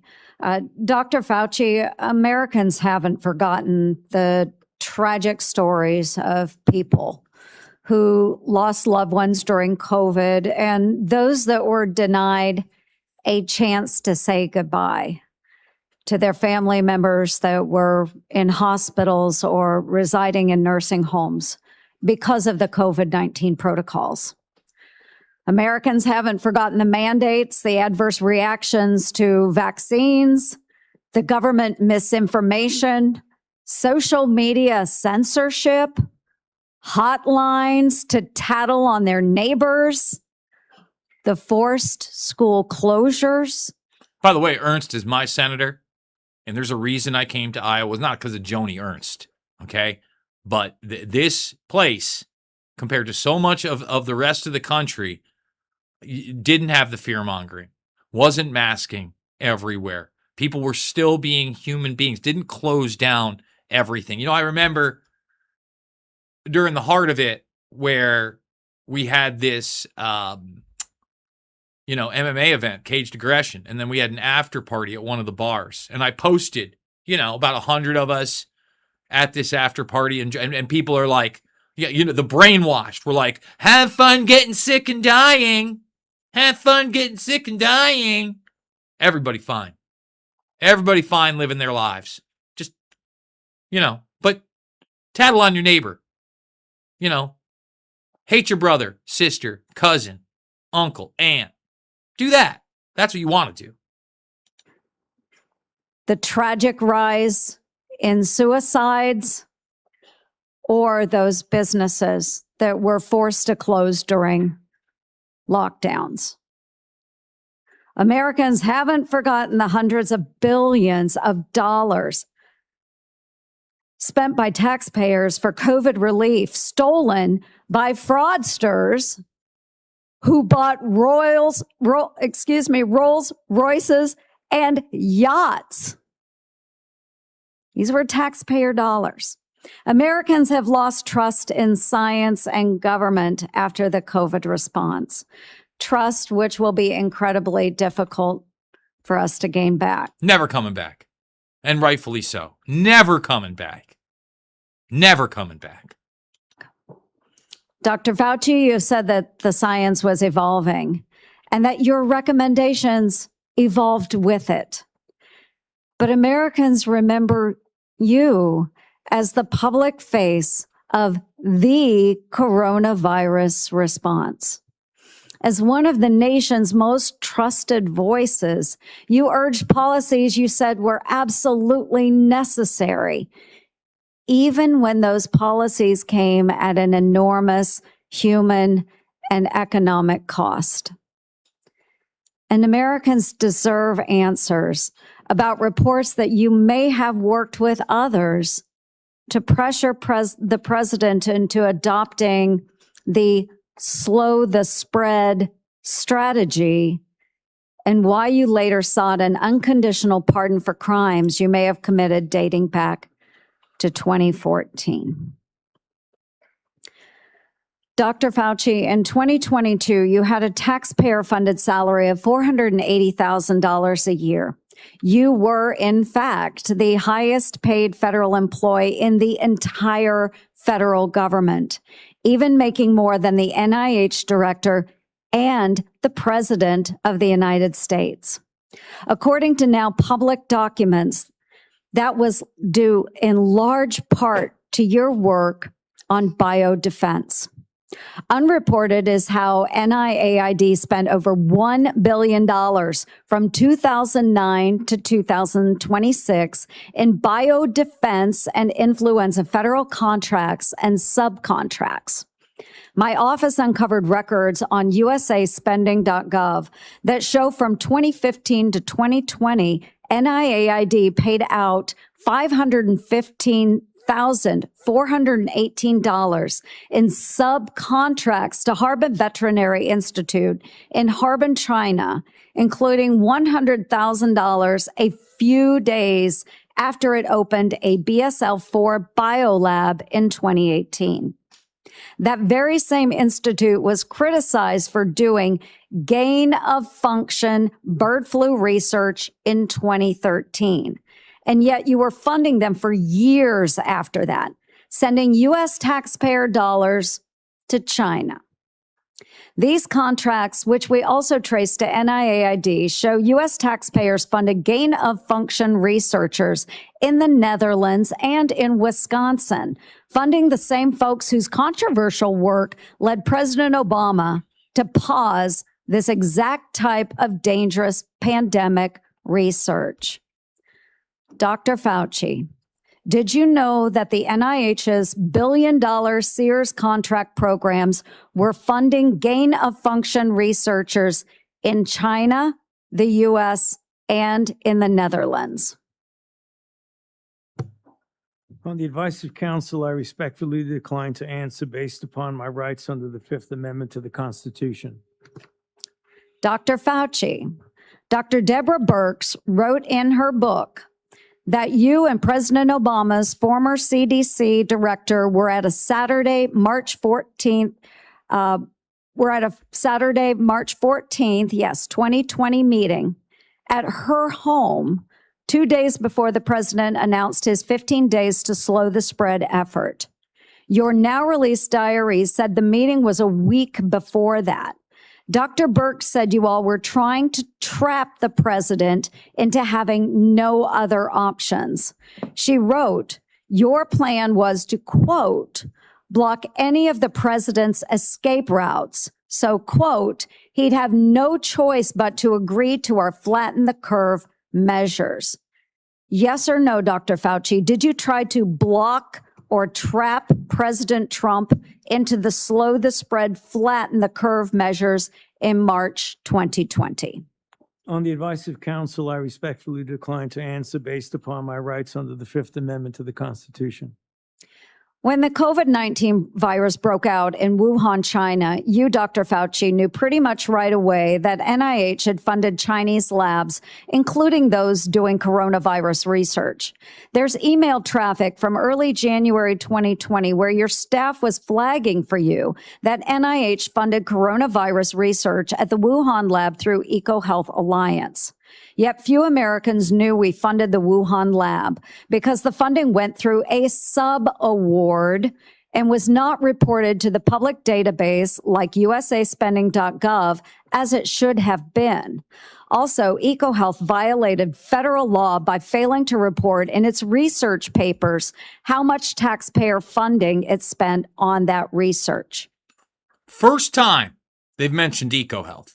First time. Again, you know, as much as they've talked about this and they've got Fauci by the short hairs, okay, the fact that so much of it, I haven't heard the words DARPA yet. I barely heard the words DOE. At my request, the Government Accountability Office helped track down that $1.4 million of U.S. taxpayer money that was sent to the Wuhan Institute of Virology, both by you, Dr. Fauci, and through USAID. But first, it passed through EcoHealth Alliance, which I helped to get defunded through the NDAA. Dr. Fauci, did you intentionally use subaward funding to obscure NIH funding of Chinese biolabs and coronavirus research? On the advice of counsel, I respectfully decline to answer based upon my rights under the Fifth Amendment to the Constitution. NIAID awarded multi-million-dollar grants to a number of scientists shortly after they wrote publicly in the Proximal Origins paper that the COVID virus likely came from nature. Though documents Chairman Paul released last week show in private, those same scientists were much more open to the virus being from a lab. In 2023, Representative Jordan insinuated that you basically gave a $9 million bribe in the form of an NIH grant to NIH-funded virologists to say the virus likely was from nature. Dr. Fauci, yes or no, did you reward the Proximal Origin authors by giving them NIAID grants or contracts? I will decline to answer based upon my rights under the Fifth Amendment to the Constitution. Dr. Fauci, we have learned that U.S. coronavirus researchers at UNC shipped, quote, humanized or transgenic mice to China by around 2017 for use in their dangerous coronavirus work. Under your NIAID coronavirus, researchers also used aborted baby body parts in mice research, and taxpayers paid for them to do that. NIH-funded coronavirus researcher Dr. Ralph Barrick and his colleagues at UNC put parts of livers, thymuses, and chunks of human fetal lung that they got from aborted, almost 5-month-old human babies. They put those parts in their research mice. They disgustingly named them BLTL mice and wrote they had created a, quote, sandwich of aborted body parts in the mice. Get it, folks? BLT. A BLT sandwich. Your RML lab employees in Montana also ordered and used aborted baby body parts in their taxpayer-funded research. And emails show how they plan to use those mice for post-COVID work. NIH funded putting aborted babies' fingers and scalps off the heads of aborted babies and putting them into the backs of research mice. The scalps later grew fine baby hair in the mice. They even included those disgusting photos in their research paper that you funded. Not all of those were research on coronaviruses, but some were. Thankfully, the current NIH director has said, no more of this. Dr. Fauci, yes or no? Do you think that human aborted parts should be put into mice for coronavirus research? The advice of counsel, I respectfully decline to answer based upon my rights under the Fifth Amendment to the Constitution. Mr. Chairman, would you direct the witness to answer the questions that we have been asking? He probably would if he was here, but I can direct it. But I think we understand his answer. We do understand that. Americans are asking for accountability, Dr. Fauci, and your silence is very telling. Thank you, Mr. Chair. Senator Moody. Thank you, Mr. Chairman. I'm the most junior member of the Senate here, showing from where I sit. I just got here last year. Many of you may remember I was the Attorney General in Florida who fought back against the lockdowns, the school closures, the church closures, everything to embrace sanity and science. We fought back. We got ridiculed for it. And we didn't just call people names. And by the way, Florida, place where there's all sorts of sunshine, right? And by the way, vitamin D, very good for you, even though they've tried to demonize that and sun and all that for years and years and years. You've got to give Florida some credit during the COVID 1984 nightmare when you look at the rest of the country, just like I'm giving Iowa some credit, and that's why I moved here. Actually impaneled a grand jury of people of all walks of life, all political persuasions. So that's how I came here, fighting for a free state amongst states that had locked their own people down. We are now called the free state of Florida. And I believe our responsibility here is to make sure that government remembers the people are our bosses, that we report to them, that we're accountable to them. Government shouldn't operate for itself. Government operates on behalf of and for the American people. And anytime we get close to reporting back to our bosses about what government has done or how it's been abused or how individuals that are employed by the government had acted in their own self-interest or against the interests of the American people, every time we get close, if we start uncovering outrageous fraud, we'll have a hearing. And the tactics have been to not show up. So you'll have all of us over here trying to drill down on why we've been giving money that actually works against American citizens, and no one shows up. Today nobody's here at the moment. Today, there seems to be a different tactic. Today, we have Democrats showing up and trying to spin why we shouldn't even be having this hearing to report back to our bosses. As one said, today's hearing does damage. It will deter others from public service. Another said, this hearing is designed to entrap you. Another said, one fell all over himself, flattering you, thanking you for your service multiple times, quoting man in the arena. Another said that we are demeaning first responders. And today is a sad play in a repeated playbook, or we're going after one man. I mean, all of their time was used on why we should not be having the hearing to report back to our bosses and give the people accountability.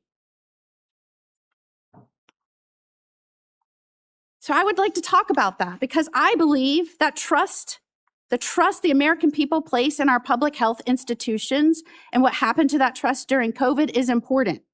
Because in a public health emergency, they are asked to make extraordinary sacrifices based on advice given to them by the government that is supposed to be working for them.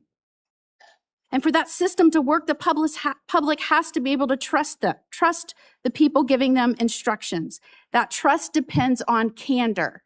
Would you agree with that, Dr. Fauci? On the advice of counsel, I respectfully decline to answer based upon my rights under the Fifth Amendment to the Constitution.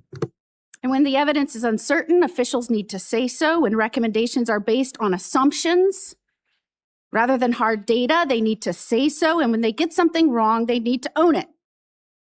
And when the trust is lost and the consequences extend far beyond any single pandemic, the next time public health officials genuinely need Americans to listen, millions of people may simply ignore them or not believe them. And Dr. Fauci, you were undeniably the face of the federal government's COVID response. You said so yourself in your diary. You said it's not hyperbole to say, I've become the most famous and talked about person in the country. So I want to understand how we got here. Let's start at the beginning. On March 8th, 2020, you appeared on 60 Minutes to discuss the spread of COVID-19. You were specifically asked to clear up the confusion and misinformation surrounding masks. You told the American people, right now in the United States, people should not be walking around with a mask. The interviewer immediately stopped you and said, are you sure of it? Because people are listening really closely to this. And instead of walking back or qualifying your statement in any way, you doubled down. There's no reason to be walking around with a mask. When you're in the middle of an outbreak, wearing a mask might make people feel a little better. It might even block a droplet, but it's not providing the perfect protection that people think it is. And often there are unintended consequences. People keep fiddling with their masks. They keep touching their face. Just a few weeks later, the CDC released its guidance recommending that Americans wear masks in public. You were asked to explain your original recommendation. You emphasized a very different consideration. You said, well, back then, the critical issue was to save the masks for the people who really needed them because it was felt there was a shortage of masks. So I want everybody to sit with that. The critical issue driving your initial recommendation to the American public was scarcity, logistics, not medical evidence. So when you told the American people there was no reason to wear a mask, what was your principal objective? Giving them an honest assessment of the medical evidence or discouraging them from consuming a scarce supply of masks? On the advice of counsel, I respectfully decline to answer based upon my rights under the Fifth Amendment to the Constitution. Well, unfortunately, that was just the beginning of a broader pattern. Let's talk about the 6-foot distancing rule.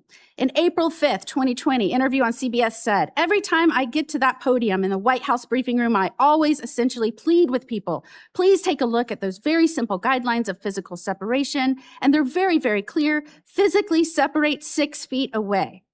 Yet when Congress finally asked you in 2024 what science supported that evidence, 6-foot distance rule for COVID, you admitted you were not aware of any studies supporting it.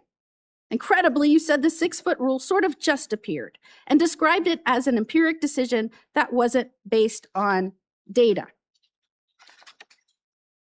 That rule had real consequences. Schools didn't open back up. Businesses didn't open back up. Churches didn't open back up.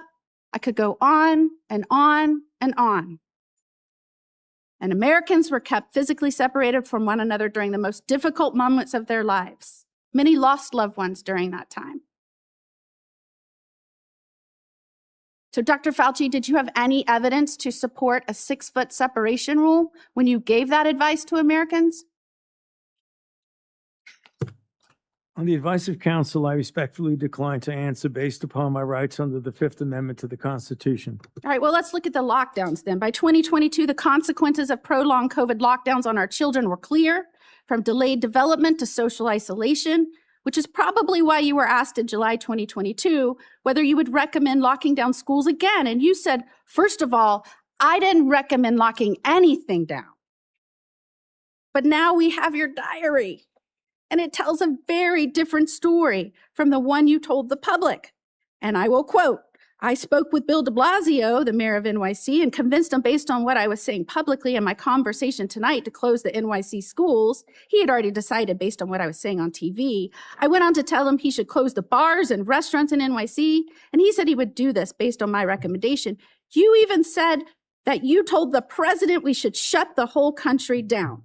So, Dr. Fauci, how do you square telling the American people publicly that you didn't recommend locking anything down with your own diary entry kept on federal government equipment saying that your recommendation is what convinced the mayor and the president to lock things down?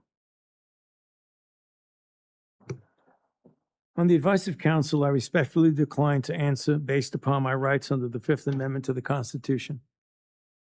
Now, I just want to make clear that when in Florida, we were pleading with people to give us advice based on scientific evidence, that we were getting these conflicting statements by you that didn't match scientific data. And in fact, when we impaneled a grand jury, the grand jury's conclusion, not surprising to anyone, and by the way, we're still the only state to have impaneled a grand jury. I was the only attorney general to do this. We did this in 2023. That conclusion was the lockdown, mask, and social distancing advice ministered by federal agencies and implemented by certain local, state, and federal agencies was not based on the best available scientific data. In fact, many recommendations and their accompanying mandates departed significantly from available research. Again, people from all walks of life, all political persuasions, that is what they found. And yet, during that time, while you were giving those statements, knowing there was no scientific basis for it, and we know now you knew it because we have your diary entries, you called the governor that I worked with to fight to keep Washington and DC out of our state so that we could indeed respect the rights of our citizens.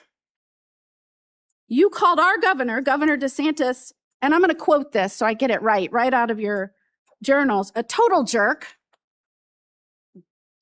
that he is a complete disgrace, that he is blocking local authorities from mandating masks in various locations, including schools.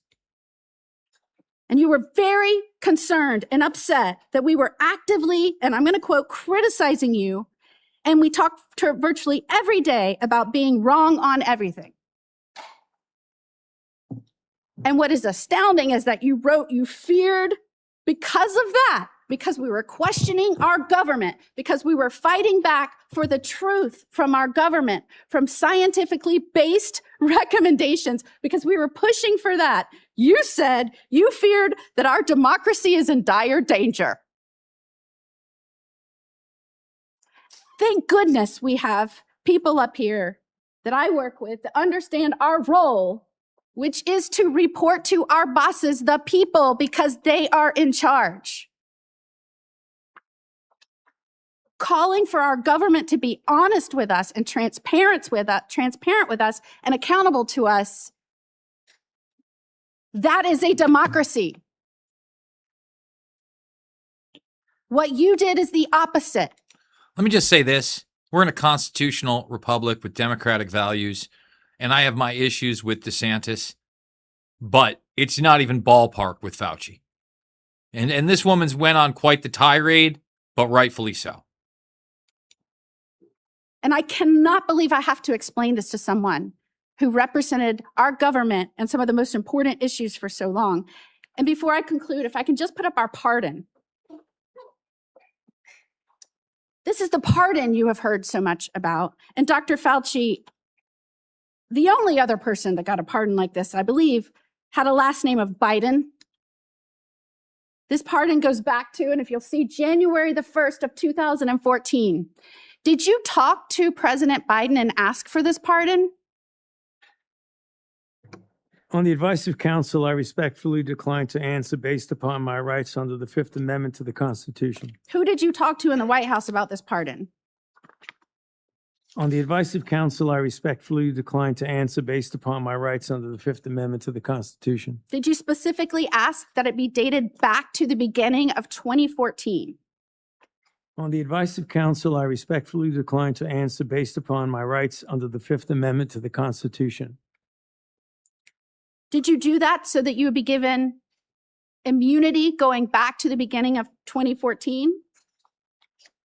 On the advice of counsel, I respectfully decline to answer based upon my rights under the Fifth Amendment to the Constitution. I'm just very interested in why it was this date. Did it have anything to do with the fact that 2014 was also the year that the NIAID or NIH began funding EcoHealth Alliance's Understanding the Risk of Bat Coronavirus Emergence grant?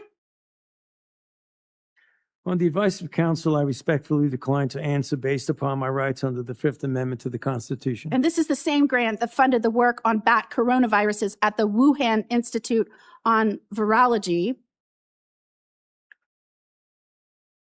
Millions of Americans are questioning what happened during COVID, why we were given misleading information, misleading advice, why you gave conflicting statements based on, I guess, how you were feeling that day. And Americans, rightfully, we lost over 1 million Americans. They should be insulted when the Democrats insult our chair that he's doing this because he is on an obsessive mission to go after one man. Could his obsessive mission be to find out why 1 million Americans died and who might be responsible for that and where that started? Could that be his mission, Dr. Fauci? On the advice of counsel, I respectfully decline to answer based upon my rights under the Fifth Amendment to the Constitution. And after everything we have just walked through, can you sit here today and tell the American people, our bosses, that you bear no responsibility for their collapse in trust of their government? On the advice of counsel, I respectfully decline to answer based upon my rights under the Fifth Amendment to the Constitution. Time has expired. We're going to do another quick round for those who remain, about 5 minutes. Any questions that haven't come up that are pressing? Let's try not to go over territory that's already been done. I'll begin by asking unanimous consent to insert into the record documents show that the CIA transferred funds to NIAID through interagency agreement. Hearing no objection, so ordered. I mean, all these documents are in the public arena. And we're wrapping it up. We'll see what everybody says. Before we do that, again, I need your support. $5, $10, $15 big donors. Again, I want to thank Michelle. I want to thank those that donated during the broadcast. There's also the PayPal down below. Please consider supporting the broadcast. This is the full watch along, folks. We had hoped to hear testimony from Anthony Fauci today. We haven't, but I think it's important that we do hear from him. So we will have a video we'll play in a moment. For years, Anthony Fauci has been the public face of saying this in all likelihood came from nature. He kept saying, it's the marketplace, it's the marketplace, it's the marketplace. He's been saying that on television up until recently. But what we find is that what he was saying in public is different than what he was saying in private. In January, in private, he wrote that looks like the wet market was a super spreader event. It didn't originate there. We know that some of the earliest deaths and sickness came from somewhere else. But then for years and years, we got dishonesty. So let's play the video so we can see a little juxtaposition of the problem we're dealing with. Fauci's journal entries contradict what he said publicly about the origins of COVID-19. Fauci admitted in January 2020 that the initial outbreak of COVID did not occur at a wet market. Take a really good look at the animal-human interface and the fact that animals from the wild are being brought into wet markets. You have animals that come out of the wild that are sold at these open, what they call them, wet markets. Wet markets, where you bring animals in from the wild who have these viruses. The wet markets in Asia, where people bring animals from the forest into market. There are wet markets in Wuhan that are ample opportunity for a virus to jump from an animal. The origin was from a bat to an intermediate host to a human, very likely in a wet market. And those animals should not have been in the Wuhan market. All bullshit, by the way. I'm glad they're finally getting to the compilation videos. I was worried that they weren't going to play some of these. So let's continue. Knew that those animals should not have been in the market, and they immediately cleaned out the market, put restrictions on the kinds of animals that come into these wet markets. I think they should shut down those things right away. I mean, it boggles my mind. So repeatedly saying in public something different than what he believed in private. Now, this is interesting because, the first SARS outbreak in 2003 was traced to a wet market, to animals there. But interestingly, they had evidence. They had evidence that the animals had the disease. They also had evidence that the handlers had a disproportionately high number of antibodies to the disease. So there was evidence, and the evidence was presented. So when this came out, the same thing happened again. They did look at the wet market. They looked at the wet market and tested, I think, 80,000 animals and didn't find any animals that had COVID-19. When they did find COVID-19 and trace samples there, they found that the DNA or the RNA was consistent with human spread. This was known not later on, didn't take years to develop, was known in January of 2020. And so Dr. Fauci says privately he knows it didn't come from the wet market, but as you saw, those were over a multi-year period. One of the other discussions I've had with Dr. Fauci over the years about natural immunity. So most infections, you get a degree of immunity, not perfect, some fairly perfect. Smallpox, you just don't get again. George Washington knew this. He had his wife get vaccinated, but he didn't because he'd already had smallpox. But there's one particular story that a man came up to me who'd lost his wife to COVID. He said, we all got it. We all got sick, and my wife ended up getting sick enough to go to the hospital. But we'd recovered 2 weeks. She was still alive. 2 to 3 weeks later, we'd all recovered, and they wouldn't let us be with her. And to this day, it's one of the saddest things. And it just, I think all of us should think about this. They were not allowed to visit their mom. He wasn't allowed to visit his wife in the hospital. But based on this misunderstanding of natural immunity, that for some reason, 2 weeks later, they were a problem.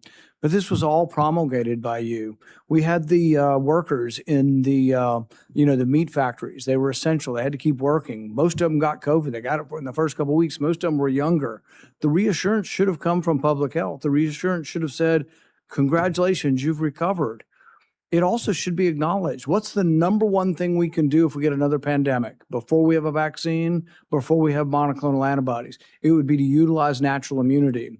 So instead of the advice you were giving to Cuomo and others in New York that led to the deaths of hundreds of thousands of people or tens of thousands of people, you could have been saying, well, maybe the nurses taking care of the elderly should be people who are 2 weeks out from COVID infection. We could have used natural immunity as somewhat of a block of protection. Imperfect, but the only protection we had and the only thing we could have done. Instead, the nursing homes were seated with people who had COVID.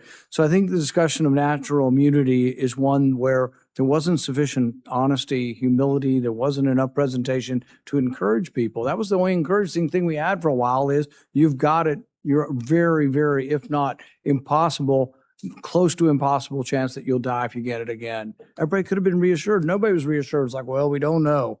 We just don't quite understand natural immunity.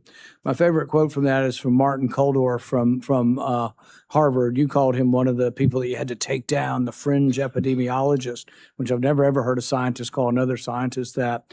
But he jokingly said on Twitter, he said, yeah, we knew about natural immunity from 486 BC, from the time of the Athenian plague. We lost all knowledge of it in 2020. The good news is it's slowly coming back. 24 to 2025, we're beginning to understand what natural immunity is again. Not something perfect, but a useful tool that could have been used, but also something that could have helped people by telling the public, my goodness, you're not going to die now. You have a chance. If you've already had it and you're 85 years old and you're at risk for it, and you're wanting to feed your wife, and they're telling you to wear 4 masks and not be around your wife when you've already had it, it made no sense.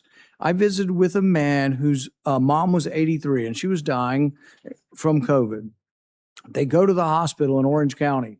They won't admit her to the hospital till she's vaccinated because we have a policy that everybody in the hospital must be vaccinated. She's got COVID and they wanted to vaccinate her again. At one point in time, the CDC understood this. They told people, don't get vaccinated if you've had COVID within 3 months. Why? Because it may give you a heightened immune response when you've already got a heightened immune response. But giving a person very sick, and many of the people who died from COVID died from sort of this storm of response, this immune storm. The answer wouldn't be try to stir up their immune response more by giving them a vaccine. The answer was actually steroids, and good old-fashioned steroids, 37% reduction in death. It turned out to be way more valuable than remdesivir, way more valuable than any of the other treatments. But I don't remember ever hearing a complimentary word on natural immunity or steroids or anything else. And remember, inhalable steroids like budesonide were completely demonized if they were spoken of at all. Right? We talked about this already. You know, I wish we could have done more today. I would have been willing to accept an apology today. I'm sorry I made mistakes. We all made mistakes. And, you know, at the time, I thought the gain of function research was, you know, the risks of it were worth the benefits. But I've reassessed since 15 million people died. People say, well, gosh, these things never happen. We know it happened in 1977. We know with 100% certainty a virus escaped. In 1977, there's something called the Russian flu. Nobody's exactly positive how it got out. But when they sequenced it, they found out that a flu in 1977 had exactly the same RNA as a 1954 one that they had in the lab and they had created a vaccine for. In fact, turns out anybody born before 1954 was immune, and the only people who got it were people who were born between 1954 and 1977. But it was identical. The genetic sequence was identical to this vaccine or the virus from 1954, and that doesn't happen because these respiratory viruses are always mutating. To be identical means it had to have leaked from the lab, proof positive that it had. So we know this happens. An author by the name of Young wrote a book and said there was 1,200 cases of significant accidents that have occurred. We knew all of this, and yet it was completely discounted because I think you were worried that if it was seen that you funded dangerous research that started the pandemic, you'd get blamed. And it was a concerted effort. It wasn't just you. Anybody associated with the funding decided we needed to protect ourselves. Senator Johnson. Mr. Chairman, you mentioned that we lost knowledge of natural immunity. I didn't. Dr. Fauci did. I suppose I had an asymptomatic case of COVID because of the very faulty PCR test. I never got vaccinated or injected. There's no way I would have done that because I found out enough about the mRNA gene therapy. But you also brought up the issue of hospital protocols. I'm going to be holding a public event on hospital protocols. We've already received a couple hundred testimonies. They are heart-wrenching. They are heart-wrenching. Here's an excerpt from the testimony of a staff surgeon, very experienced, doctor for decades, at Providence Regional Medical Center, Everett, Washington. Quote, after our hospital was given remdesivir by the CDC, we were provided misleading/inaccurate information about the drug by medical leadership. When I had a young trauma patient who was a perfect candidate for remdesivir, the infectious disease doctor on call told me to not give it to her because, quote, she seemed like a nice girl. He concludes it was known early the remdesivir kills. As I said, nurses referred to it as run, death is near. So again, I've always been, because it never made sense to me that we put all of our eggs in the experimental gene therapy. If you knew anything about it, you would have avoided it like a plague. And we sabotaged early treatment. But the only treatment we really approved, monoclonal antibodies, which I think basically worked pretty well, but those weren't particularly available. They were denied an awful lot of patients. It was all remdesivir. Based on a study that the NIH changed the endpoint from mortality, because it had no impact on mortality, to days of recovery. a drug that the WHO recommended against its use in COVID in November of 2020, but a drug that cost over $3,000 for a course of treatment, versus things like ivermectin, hydroxychloroquine, who even Dr. Fauci, I should have got that one out because I want to take this time to enter things in the record, said that, we need to have a very tight protocol on remdesivir because it's unknown, but hydroxychloroquine, that's approved, some side effects, but we have a long history of it. Let's put up my latest chart. Again, I was tracking adverse events on the experimental injection, but I use this chart as a comparison. So you've got ivermectin, hydroxychloroquine. These are average, again, Avayers doesn't improve causation, but there's correlation. It's there for safety signals. So ivermectin, over 30 years of FDA reports, 17 deaths per year. Hydroxychloroquine, over 38 years of reporting, 142 deaths per year. Remdesivir, over 5.5 years, 546 deaths per year. The COVID injection, almost 7,000 deaths per year. Which is safest? What did the FDA freak us out about ivermectin, hydroxychloroquine, when they turned a complete blind's eye toward the injection injury? So I want to enter the quote from the surgeon. By the way, here's the answer. Cheryl Atkinson in an interview said that when it comes to money, we check financial ties among experts on the government panel devising coronavirus treatment guidelines, which had the effect of dialing back hydroxychloroquine use and giving an edge to remdesivir. We found the 11 members reporting links to a drug company. 9 of them named relationships to remdesivir's maker, Gilead. 7 more, including 2 of the committee leaders, have ties to Gilead beyond the 11 months they had to disclose. 2 were on Gilead's advisory board. Others were paid consultants who received research support and honoraria. By the way, within the study, I think one of the study participants was an employee of Gilead. A bunch also had conflicts with Gilead. So, I wonder why. There are conflicts of interest. Gilead made billions of dollars off of remdesivir and people died. In terms of ignoring safety signals, you can probably put that down now. This has come to light. This is Dr. Drew Weissman, who got the Nobel Prize for the mRNA platform. He wrote to Dr. Fauci on February 8th of 2020. Tony, I wanted to alert you to some new data we generated with our mRNA LNP vaccine. Now, it was a higher fold dose, but that mRNA LNP go to the placenta and fetus measured by translation of the mRNA and cause of immune response in the amniotic fluid. So that same day, Dr. Fauci responds, it'd be interesting to see what human dose levels given intramuscular do. So about a month later, Dr. Weissman replies, he said, we still have some concerns over the data after they tested at IM. Now, again, there's more documentation in terms of the FDA blew it off. It's like, don't worry about that. That was the whole thing. That's what Peter Marks did when he was shown that his algorithm was going to mask safety signals. The last thing I want to enter in the record here is, and I want to make the point, why is this important? That they buried the treatment of severely injection injured. The fact that we haven't acknowledged these injection injuries, these people can't get treatment. They're being gaslit by their doctors. So it's all in your head. The rate of the injection injured of suicides is increasing because they've given up hope, because our medical establishment and federal health agencies completely failed them, failing to acknowledge it. So again, Dr. Nath was diagnosing and treating injection injured in March of 2021. This concerned people. So you had Dr. Walter Koroshitz, writes Dr. Fauci. One of the points he made, there's been a steady, slow stream of reports to me of post-vaccination neurological conditions. Dr. Nath has been collecting a bunch. He has reports sent out to publish. Well, that alarmed everybody. Boy, you can't let the public know what's actually happening. You can't actually let the public know what the science is showing.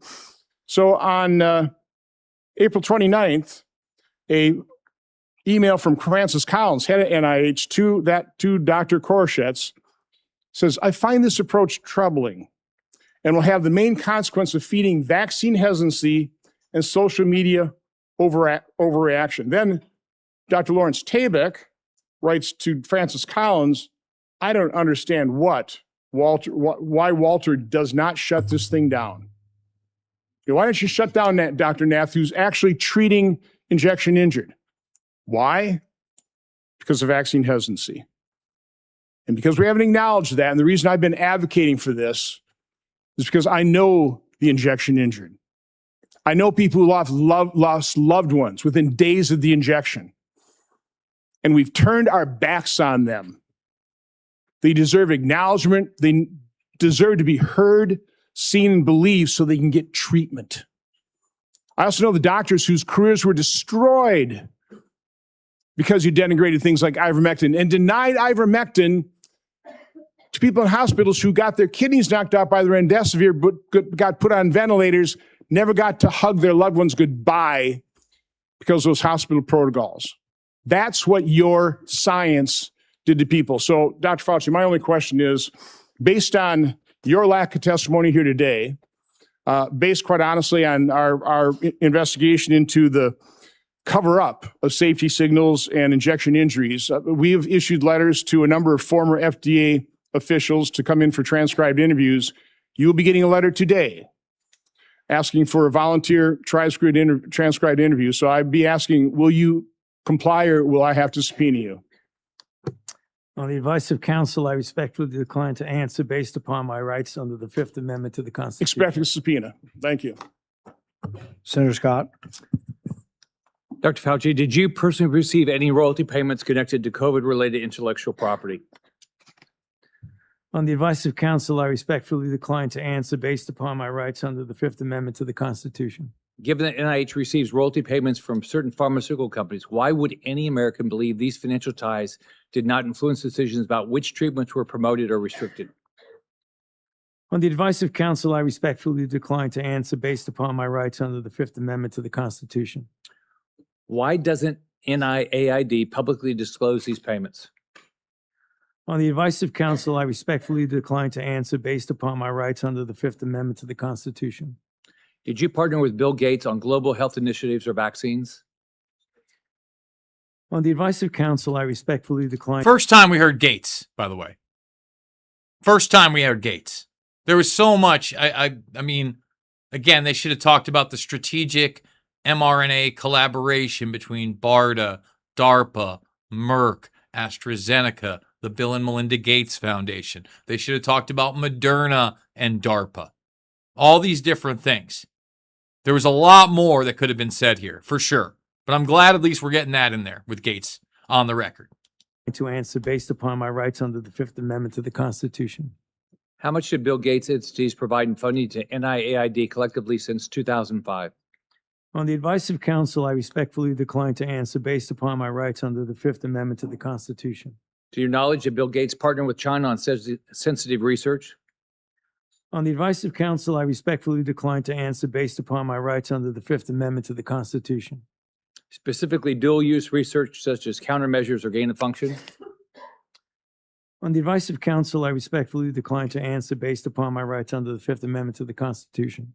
Do you know if Bill Gates' entities partnered with U.S. government classified programs? On the advice of counsel, I respectfully decline to answer based upon my rights under the Fifth Amendment to the Constitution. Do you know if Bill Gates maintains an active national security clearance?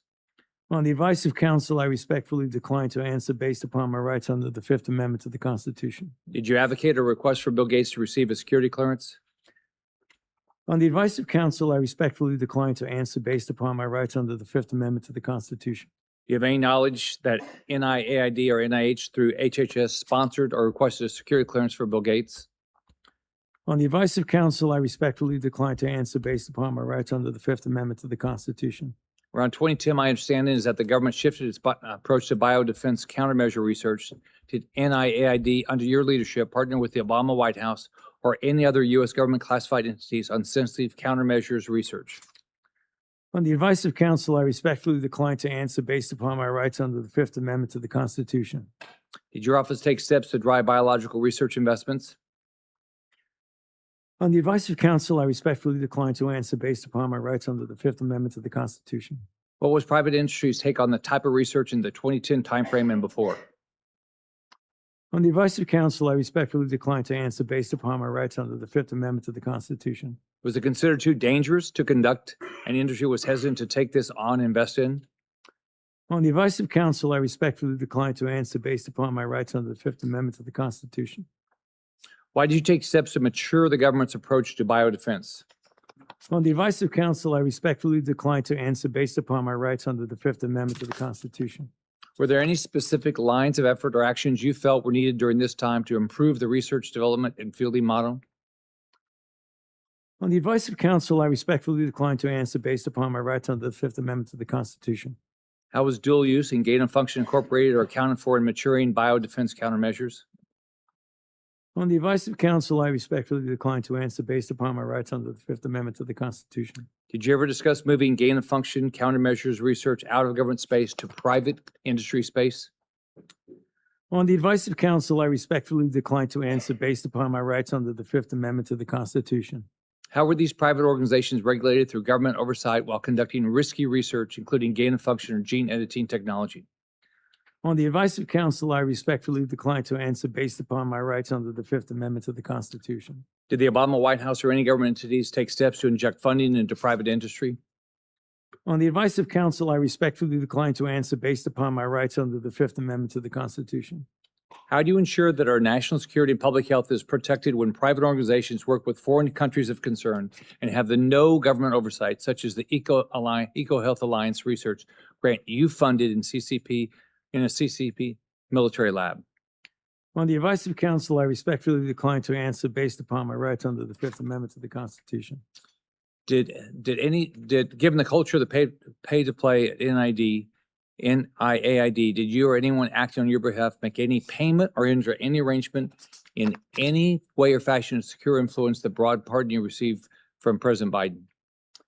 On the advice of counsel, I respectfully decline to answer based upon my rights under the Fifth Amendment to the Constitution. Thank you, Mr. Chairman. I'd like to ask unanimous consent to enter into the record a letter from the Department of Energy that confirms during Anthony Fauci's tenure that Bill Gates was given Q security clearance from 2014 to 2021. See that? Department of Energy, Bill Gates, actual Q, not imaginary Q and nonsense stuff, a Q clearance to do all this. Bill Gates. Without objection, that will be entered into the record. I'd also ask unanimous consent to enter into the record the contents of the folder of authorities provided to Dr. Fauci, including the pardon.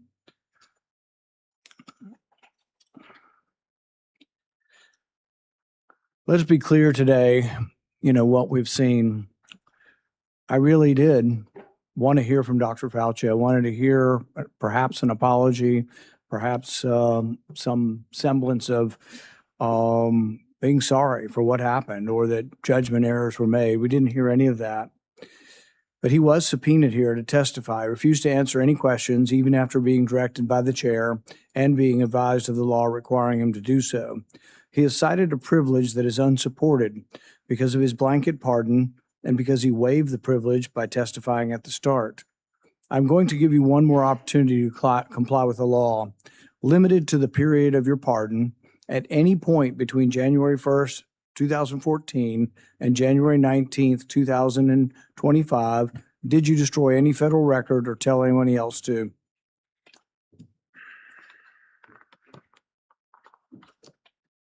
Under the advice of counsel, I respectfully decline to answer based upon my rights under the Fifth Amendment to the Constitution. Given that you have a unlimited presidential pardon, what is your specific objection that you are making? On the advice of counsel, I respectfully decline to answer based upon my rights under the Fifth Amendment to the Constitution. My question was limited to the period of your pardon only. I find your objection unsupported and direct you to answer the question. On the advice of counsel, I respectfully decline to answer based upon my rights under the Fifth Amendment to the Constitution. Because you refused to answer, citing a privilege that is unsupported because of your pardon, and after being denied to do so, this committee has scheduled a vote next week on a resolution certifying your contempt. I think we have another question or two from Senator Langford.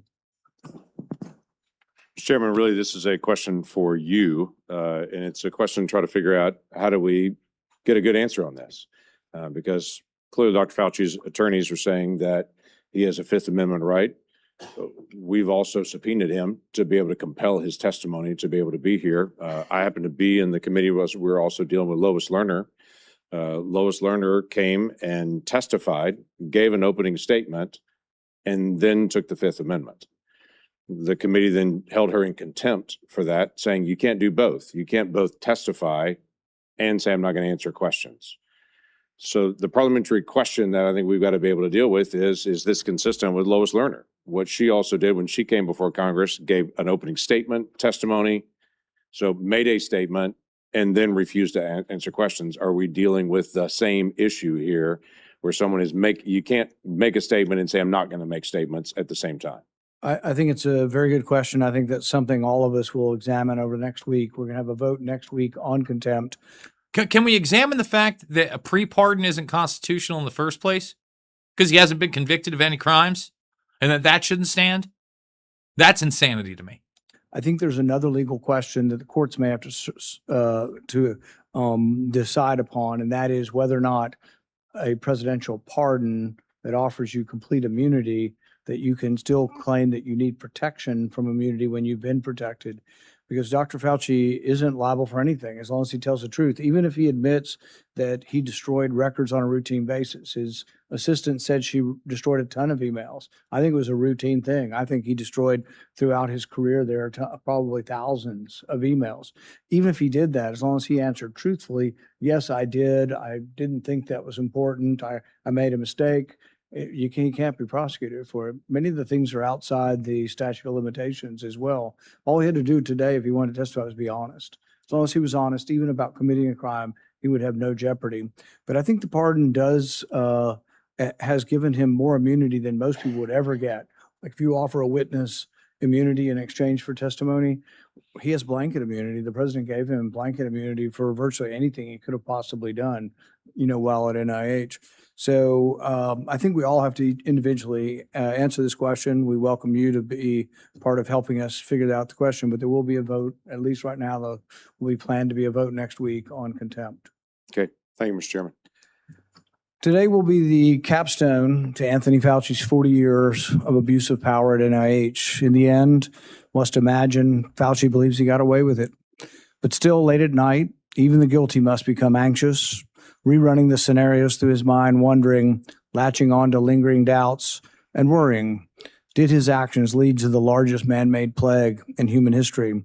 Are the millions dead the result of his experiments or experiments that he approved that increased the pathogenicity of deadly viruses? History will judge, but the facts, as we now know them, paint a sordid tale of dishonesty, misjudgment, and ultimately the hubris, the likes of which the world has rarely seen.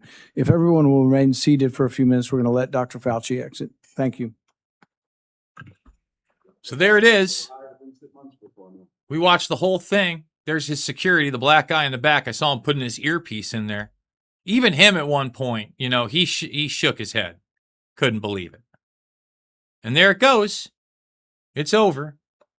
We did the whole thing. If you enjoyed this broadcast, if you want a truly independent voice out there, please consider supporting the broadcast. $5, $10, $15. Big donors. Thank you, thank you, thank you. I can't thank those that have supported the broadcast over the years enough.